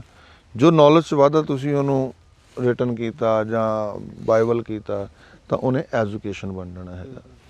ਤਾਂ ਇਹਨਾਂ ਤਿੰਨਾਂ ਦਾ ਜਿਹੜਾ ਜੋੜ ਸੀ, ਗੁਰੂ ਸਾਹਿਬ ਨੇ ਆਪਣੀ ਜ਼ਿੰਦਗੀ 'ਚ ਟੈਕਨੀਕਲੀ, ਜਿਹਨੂੰ ਅਸੀਂ ਪ੍ਰੈਕਟੀਕਲ ਕਹਿੰਦੇ ਆ, ਅਤੇ ਥੋਰੈਟੀਕਲੀ ਦੋਨਾਂ ਨੂੰ ਬਰਾਬਰ ਰੱਖਿਆ। ਅੱਜ ਕੀ ਹੈ, ਜਿਹੜਾ ਸਾਡਾ ਟੈਕਨੀਕਲ ਡਿਪਾਰਟਮੈਂਟ ਹੈਗਾ ਉਹ ਜਾਂ ਤਾਂ ਲੈਬੋਰਟਰੀਕਲ ਰਹਿ ਗਿਆ, ਗਰਾਊਂਡ 'ਤੇ ਆਉਂਦੇ ਆਪਣਾ ਰੂਪ ਬਦਲਾ ਗਿਆ, ਜਾਂ ਗਰਾਊਂਡ 'ਤੇ ਕੁਛ ਹੋਰ ਹੈਗਾ, ਲੈਬੋਰਟਰੀ 'ਚ ਕੁਛ ਹੋਰ ਪੜ੍ਹਿਆ ਜਾਂ ਕਰਾਇਆ ਜਾ ਰਿਹਾ। ਧਰਮ ਨੂੰ ਅਸੀਂ ਇਹ ਸਮਝ ਲਿਆ ਵੀ ਇਹ ਬਾਬਿਆਂ ਦਾ ਕੰਮ ਹੈ, ਕਥਾ ਕਰਨਾ ਕਥਾਵਾਚਕ ਦਾ, ਕੀਰਤਨ ਕਰਨਾ ਕੀਰਤਨ ਵਾਲੇ ਦਾ, ਸਾਡਾ ਕੀ ਲੈਣ ਦੇਣਾ, ਅਸੀਂ 10 ਰੁਪਏ ਮੱਥਾ ਟੇਕਦਾ, $10 ਮੱਥਾ ਟੇਕਦਾ, ਬਸ ਅਸੀਂ ਖੜਾ ਛੁਡਾ ਲਿਆ। ਜਾਂ ਮੈਂ ਦੁਖੀ ਹਾਂ ਤਾਂ ਜੇ ਕੀਰਤਨੀ ਨੇ ਕੀਰਤਨ ਕਰਨ ਤੋਂ ਬਾਅਦ ਡਾਲਰ ਚੁੱਕ ਕੇ ਗਿਣਤੀ ਕਰਨ ਲੱਗ ਗਿਆ ਅਤੇ ਉਹ ਇੱਕ ਦੂਜੇ ਨਾਲ ਵੰਡਣ ਵਿੱਚ ਥੋੜ੍ਹਾ ਜਿਹਾ ਮਤਲਬ ਇੱਕ ਦੂਜੇ ਨਾਲ ਅੱਗੜ ਪਿਛੜ ਹੋ ਗਏ। ਉਹ ਗੱਲ ਸੁਣ, ਉੱਥੇ ਤੇ ਤੂੰ ਮਾਇਆ ਦੇ ਉਹਦੇ ਕਰਨ ਆਇਆ ਸੀਗਾ, ਗੱਲਾਂ ਕਰਦੇ, ਇੱਥੇ ਕੀ ਕਰਦਾ? ਉਹ ਕਹਿੰਦਾ ਤੂੰ ਇੱਥੇ ਡਾਲਰ ਕਮਾਉਣਾ, ਤੂੰ ਇੱਥੇ ਕੀ ਕਰਦਾ? ਤਾਂ ਹੁਣ ਇਹ ਜਿਹੜੀ ਕੰਪੈਰੇਬਿਲਟੀ ਹੈਗੀ ਆ, ਮਤਲਬ ਇਸ ਚੀਜ਼ ਨੇ ਸਾਨੂੰ ਨਾ ਮਤਲਬ ਇੱਕ ਦਿਮਾਗ ਦੇ ਅੰਦਰ ਹਰਾਸ਼ਮੈਂਟ ਜੀ ਕ੍ਰੀਏਟ ਕਰਤੀ। ਤਾਂ ਮੇਰਾ ਮੰਨਣਾ ਹੈਗਾ ਕਿ ਜਿੱਥੇ ਅਸੀਂ ਖੜੇ ਹਾਂ, ਮੰਨ ਲਓ ਅੱਜ ਦੀ ਇਹ ਡਿਬੇਟ ਸੁਣ ਰਿਹਾ ਕੋਈ ਵੀਰ, ਉਹ ਇਸ ਤੋਂ ਪਹਿਲਾਂ ਇਸ ਤਰ੍ਹਾਂ ਖੜਾ ਕਿ ਜਿਹੜਾ ਪਵਨ ਗੁਰੂ ਪਾਣੀ ਪਿਤਾ ਮਾਤਾ ਧਰਤ ਮਹੱਤ, ਕਿ ਧਰਤੀ ਮਾਂ ਵਰਗੀ ਹੈ ਮੈਨੂੰ ਨਹੀਂ ਪਤਾ, ਮੇਰੀ ਮਾਂ ਹੈ, ਮੇਰੇ ਬੱਚਿਆਂ ਦੀ ਮਾਂ ਮੇਰੀ ਘਰ ਵਾਲੀ ਹੈ, ਉਹ ਘਰ ਵਾਲੀ ਹੈ, ਉਹ ਘਰ ਵਾਲੀ ਹੈ, ਉਹ ਆਪਣੇ ਘਰ ਵਾਲੇ ਨਾਲ ਰਹੇ, ਇਹ ਆਪਣੇ ਘਰ ਵਾਲੇ ਨਾਲ ਰਹੇ, ਤਾਂ ਨਾ ਉਹ ਮਾਂ ਦਾ ਰਿਗਾਰਡ ਰਿਹਾ ਨਾ ਇਹ ਮਾਂ ਦਾ ਰਿਗਾਰਡ ਰਿਹਾ। ਤਾਂ ਸੋਸ਼ਲਿੰਗ ਸਿਸਟਮ ਦੇ ਵਿੱਚ ਇੱਕ ਮਾਂ ਸਟੇਟਸ ਹੈ, ਨੇਚਰ ਵਿੱਚ ਇੱਕ ਮਾਂ ਸਟੇਟਸ ਹੈ, ਮੇਰੀ ਜ਼ਿੰਦਗੀ 'ਚ ਇੱਕ ਮਾਂ ਸਟੇਟਸ ਹੈ। ਮੰਨ ਲਓ ਮੈਂ ਅੱਜ ਅਡਲਟ ਹੋ ਰਿਹਾ ਹੈਗਾ ਤਾਂ ਮੇਰੇ ਅੰਦਰ ਮਾਂ ਡਿਵੈਲਪ ਹੋ ਰਹੀ ਹੈ, ਤਾਂ ਹੀ ਲਵ ਅਫੇਅਰ ਬਣ ਰਿਹਾ ਹੈਗਾ। ਮੈਂ ਉਸ ਮਾਂ ਨੂੰ ਅਫੇਅਰ ਦੇ ਨਾਂ ਦੇ ਉੱਪਰ ਕਿਉਂ ਮਾਰ ਰਿਹਾ ਹੈਗਾ? ਅਗਰ ਮੈਂ ਉਸ ਮਾਂ ਨੂੰ ਮਾਰ ਰਿਹਾ ਤਾਂ ਮਤਲਬ ਆਪਣੀ ਪਹਿਲੀ ਮਾਂ ਨੂੰ ਵੀ ਮਾਰ ਰਿਹਾ। ਤੈਨੂੰ ਕੀ ਪਤਾ, ਤੈਨੂੰ ਕੀ ਲੈਣ ਦੇਣ ਮੇਰੇ ਨਾਲ, ਮੇਰੀ ਮਰਜ਼ੀ ਹੈ। ਤਾਂ ਇਸ ਮੇਰੀ ਮਰਜ਼ੀ ਨੇ ਜਿਹੜਾ ਹੈਗਾ ਸਾਰਾ ਕੁਝ ਉਲਝਾ ਦਿੱਤਾ। ਤਾਂ ਅਗਰ ਮੈਂ ਮਾਤਾ ਧਰਤ ਮਹੱਤ ਨੂੰ ਸਮਝਣਾ, ਆਪਣੀ ਮਾਂ, ਬੱਚਿਆਂ ਦੀ ਮਾਂ, ਬੱਚਿਆਂ ਅੰਦਰ ਪਣਪ ਰਹੀ ਮਾਂ, ਤਾਂ ਇਹ ਸੁਸਾਇਟੀ ਜਿਹੜੀ ਹੈਗੀ ਆ ਇਹ ਪੂਰਾ ਜਪਜੀ ਸਾਹਿਬ ਦੀ ਕਨਕਲੂਜਨ ਹੈਗੀ ਆ। ਉਹਦੇ 'ਚ ਹੁਕਮ ਤੋਂ ਲੈ ਕੇ ਕਰਮਖੰਡ ਕੀ ਬਾਣੀ ਜੋਰ ਤੱਕ, ਕਰਮ ਦਾ ਅਰਥ ਤੇ ਬਖਸ਼ਿਸ਼ ਹੈਗੀ ਆ, ਆਹ ਕੰਮ ਕਰਨਾ ਨਹੀਂ ਹੈਗਾ। ਤਾਂ ਇਹ ਇੱਕ ਜਿਹੜਾ ਜ਼ਿੰਦਗੀ ਦਾ ਸਟਾਈਲ ਹੈਗਾ, ਜਦੋਂ ਅਸੀਂ ਇਹਨੂੰ ਆਪਣੀ ਜ਼ਿੰਦਗੀ ਦੇ ਨੇੜੇ ਕਰਕੇ ਵੇਖਾਂਗੇ, ਫਿਰ ਇੱਕ ਸਾਇੰਟਿਸਟ ਨੂੰ ਸਾਇੰਸ ਵਾਂਗੂ ਨਜ਼ਰ ਆਏਗਾ, ਇੱਕ ਬੋਟੈਨੀਕਲ ਕੰਮ ਕਰਨ ਵਾਲੇ ਨੂੰ ਬੋਟੈਨਿਕਸਟੀ ਵਾਂਗੂ ਨਜ਼ਰ ਆਏਗਾ, ਇੱਕ ਸੋਸ਼ਲਿਸਟ ਨੂੰ ਸੋਸ਼ਲਿਸਟਿੰਗ ਵਾਂਗੂ ਆਏਗਾ, ਇੱਕ ਰਿਲੀਜਨ ਵਾਲੇ ਨੂੰ ਇੱਕ ਰਿਲੀਜੀਅਸੀ ਵਾਂਗੂ ਕੰਮ ਆਏਗਾ।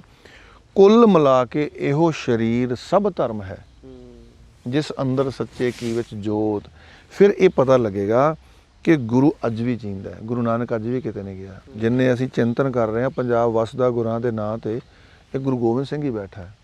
ਹੋ ਸਕਦਾ ਕਿਸੇ ਜਗ੍ਹਾ 'ਤੇ ਦਸਤਾਰ ਤੋਂ ਬਗੈਰ ਬੈਠਾ, ਕਿਸੇ ਜਗ੍ਹਾ 'ਤੇ ਦਸਤਾਰ ਦੇ ਨਾਲ ਬੈਠਾ, ਕਿਤੇ ਟ੍ਰਿਮਿੰਗ ਨਾਲ ਬੈਠਾ, ਕਿਤੇ ਕਿਸੇ ਤਰ੍ਹਾਂ ਬੈਠਾ, ਤਾਂ ਉਹਨੂੰ ਅਸੀਂ ਤੋੜ ਨਹੀਂ ਸਕਦੇ। ਕਿਉਂਕਿ ਬਾਬੂ ਗੁਰੂ ਗੋਬਿੰਦ ਸਿੰਘ ਦਾ ਬਚਾ ਕਹਿੰਦਾ ਜਲਸ ਤੂੰ ਹੀ, ਥਲਸ ਤੂੰ ਹੀ, ਨਦਿਸ ਤੂੰ ਹੀ, ਨਦਾਸ ਤੂੰ ਹੀ, ਤੂੰ ਹੀ ਤੂੰ ਹੀ ਤੂੰ ਹੀ ਤੂੰ ਹੀ। ਤਾਂ ਹੁਣ ਇਹ ਜਿਹੜਾ ਜਲ ਥਲ ਮਹੀਲ ਪੂਰ ਹੈ, ਜਾਂ ਇਹ ਜਿਹੜਾ ਕੰਟੈਕਸਟ ਹੈਗਾ ਵਾ, ਜਿਵੇਂ ਜਿਵੇਂ ਅਸੀਂ ਇਹਦੇ ਅੰਦਰ ਗਹਿਨਾਈ 'ਚ ਉਤਰਦੇ ਜਾਂਦੇ ਹਾਂ, ਉਵੇਂ ਉਵੇਂ ਸਮਝ ਆਉਂਦੀ ਹੈ। ਇਹੀ ਕਾਰਨ ਹੈ ਕਿ ਗਿਆਨਵਾਨ ਕਈ ਵਾਰ ਸਾਡੀ ਤਰਕ ਨੂੰ ਵੇਖ ਕੇ ਹੱਸ ਕੇ ਨਿਕਲ ਜਾਂਦੇ ਨੇ। ਇਹੀ ਕਾਰਨ ਹੈ ਕਿ ਜਦੋਂ ਬਹੁਤ ਵੱਡੀ ਗਲਤੀ ਕਰਨ ਕਹਿੰਦੇ ਵਾਹ ਸਿਆਣਿਆ, ਤੇ ਦੂਜਾ ਕਹਿੰਦਾ ਸ਼ਾਬਾਸ਼ ਯਾਰ ਤੂੰ ਕਿੰਨਾ ਸਿਆਣਾ। ਇਹ ਇੱਕ ਡਿਸਟੈਂਸ ਆ ਜਾਂਦਾ ਉਹਦੇ ਕੋਲ। ਤਾਂ ਮੈਨੂੰ ਲੱਗਦਾ ਵੀ ਇੱਦਾਂ ਅਸੀਂ ਹੌਲੀ ਹੌਲੀ ਜਿਹੜਾ ਹੈਗਾ ਤਰੱਕੀ ਦੇ ਰਾਹ 'ਤੇ ਤੁਰ ਸਕਦੇ ਹਾਂ। ਬਾਈ ਆਖਰੀ ਗੱਲ ਸੋਚ 'ਤੇ ਹੈ ਜੀ। ਜਿਹੜੀ ਸੋਚ ਤੁਸੀਂ ਸੋਚੀ ਹੈ ਜੀ, ਉਹਦਾ ਜਿਹੜਾ ਅਸਲ ਤੁਸੀਂ ਤੁਹਾਡੀ ਸੋਚ ਦੇ ਵਿੱਚ ਆਇਆ ਵੀ ਇਹ ਪੰਜਾਬ ਨੂੰ ਜਿਹੜਾ ਹੈਗਾ ਖੁਸ਼ਹਾਲ ਬਣਾਇਆ ਜਾਵੇ ਪਹਿਲਾਂ ਵਾਂਗੂ, ਇਹ ਕਿੱਥੋਂ ਕੁ ਤੱਕ ਤੁਹਾਨੂੰ ਲੱਗਦਾ ਵੀ ਸੋਚ ਜਾਊਗੀ? ਤੁਹਾਡਾ ਇਹ ਜਿਹੜਾ ਕਦਮ ਹੈ ਕਿੱਥੋਂ ਕੁ ਤੱਕ ਜਾਊਗਾ ਅਤੇ ਲੋਕਾਂ ਦੀ ਜਿਹੜੀ ਸੋਚ ਆ ਉਹਦੇ ਨਾਲ ਮਿਲੂਗੀ? ਦੇਖੋ ਮੈਂ ਜਿਵੇਂ ਨਾ ਕਈ ਲੋਕ ਕਹਿੰਦੇ ਹੁੰਦੇ ਵੀ ਜੋ ਕੋਈ ਵੀ ਕੰਮ ਸ਼ੁਰੂ ਕਰਦੇ ਆ ਵੀ ਅਸੀਂ ਜੀ ਇੰਨੇ ਹਜ਼ਾਰ ਇੰਨੇ ਲੱਖ ਕਰੋੜ ਬੂਟੇ ਲਾਵਾਂਗੇ, ਅਸੀਂ ਇੰਨਾ ਪਾਣੀ ਸਾਫ਼ ਕਰ ਦਿਆਂਗੇ। ਇਹੋ ਜਿਹਾ ਨਾ ਤਾਂ ਅਸੀਂ ਕੋਈ ਟਾਰਗੇਟ ਨਹੀਂ ਮਿਥਿਆ। ਸਾਡਾ ਮਕਸਦ ਸਿਰਫ ਇਹ ਆ ਵੀ ਅਸੀਂ ਇੱਕ ਦੀਪ ਜਗਾਇਆ। ਇਹ ਦੀਪ ਤੋਂ ਕਿੰਨੇ ਦੀਪ ਜਗਦੇ ਆ ਅਤੇ ਉਹ ਕਿੰਨੀ ਰੋਸ਼ਨੀ ਹੁੰਦੀ ਆ, ਇਹ ਸਾਡੀ ਮਿਹਨਤ ਉੱਪਰ ਵਾਲੇ ਦੀ ਜਿਹੜੀ ਕਿਰਪਾ ਉਹਦੇ 'ਤੇ ਡਿਪੈਂਡ ਕਰਦਾ। ਠੀਕ ਆ, ਅਸੀਂ ਕੋਈ ਟਾਰਗੇਟ ਨਹੀਂ ਨਿਰਧਾਰਿਤ ਕੀਤੇ ਹੋਏ। ਅਸੀਂ ਇੱਕ ਸੱਚੀ ਸੁੱਚੀ ਸੋਚ ਲੈ ਕੇ ਚੱਲੇ ਹਾਂ ਕਿ ਅਸੀਂ ਪੰਜਾਬ ਦੇ ਹਵਾ ਲਈ, ਪਾਣੀਆਂ ਲਈ ਜਿਹਨੂੰ ਆਪਾਂ ਪੰਜਾਬ ਦੇ ਪੌਣ ਪਾਣੀਆਂ ਦੀ ਗੱਲ ਕਰੀਏ ਹੈ ਨਾ, ਵੀ ਉਹਨਾਂ ਨੂੰ ਚੰਗੇ ਉਸ ਜਿਹੜਾ ਅੱਜ ਤੋਂ ਪਹਿਲਾਂ ਗੁਰੂਆਂ ਪੀਰਾਂ ਵੇਲੇ ਸੀਗਾ ਮਾਹੌਲ, ਵੀ ਉਹੋ ਜਿਹੀ ਧਰਤੀ ਵੀ ਜਰਖੇਜ਼ ਜ਼ਮੀਨ ਹੋਵੇ, ਸ਼ੁੱਧ ਪਾਣੀ ਹੋਣ, ਹਵਾਵਾਂ ਸੋਹਣੀਆਂ ਹੋਣ, ਅਤੇ ਉਹਦੇ ਲਈ ਅਸੀਂ ਵੀ ਕੁਛ ਕਰੀਏ। ਅਤੇ ਨਾਲੇ ਇਹ ਜ਼ਰੂਰੀ ਨਹੀਂ ਵੀ ਇਕੱਲੇ ਅਸੀਂ ਕਰ ਸਕਦੇ ਹਾਂ, ਵੀ ਮੈਂ ਵਾਰ-ਵਾਰ ਇਹ ਗੱਲ ਕਹਿਣਾ ਵੀ ਅਸੀਂ ਸਾਰਿਆਂ ਨੂੰ ਸੱਦਾ ਦੇ ਰਹੇ ਹਾਂ, ਵੀ ਇੱਥੇ ਕੋਈ ਐਂ ਨਹੀਂ ਹੈਗਾ ਵੀ ਇੱਥੇ ਵੀ ਲੱਖੇ ਵਾਲੀ ਮੂਹਰੇ ਲੱਗਣਾ ਹੈ ਜਾਂ ਬਾਬਾ ਜੀ ਮੂਹਰੇ ਲੱਗਣੇ ਆ। ਜਿਹੜਾ ਕੰਮ ਕਰੂਗਾ, ਜਿਹੜੇ ਖੇਤਰ ਵਾਲਾ ਮੂਹਰੇ ਹੋ ਕੇ ਕਰੂਗਾ, ਕੋਈ ਬੈਟਰ ਆਪਸ਼ਨ ਲੈ ਕੇ ਆਊ, ਅਸੀਂ ਉਹਨੂੰ ਮੂਹਰੇ ਖੜਾ ਕਰ ਦੇਣਾ ਵੀ ਆ ਜਾ ਵੀ। ਮਤਲਬ ਅਸੀਂ ਇਹ ਸੋਚ, ਤਾਂ ਹੀ ਇਹਦਾ ਨਾਂ ਹੀ ਸੋਚ ਰੱਖਿਆ ਵੀ ਇਹ ਇੱਕ ਸੋਚ ਆ, ਇਹ ਕੋਈ ਐਂ ਨਹੀਂ ਹੈਗਾ ਵੀ ਇਹਦਾ ਪ੍ਰਧਾਨ ਕੌਣ ਆ ਇੱਥੇ, ਉਹ ਕੌਣ ਆ, ਵੀ ਤੁਸੀਂ ਸਾਰੇ ਜਾਣੇ ਆਪਾਂ ਰਲੀਏ। ਕਿਉਂਕਿ ਦੇਖੋ ਕੋਈ ਕਿਤੇ ਢੋਲਕੀ ਵਜਾਈ ਜਾਂਦਾ, ਕੋਈ ਕਿਤੇ ਢੋਲਕੀ ਵਜਾਈ ਜਾਂਦਾ।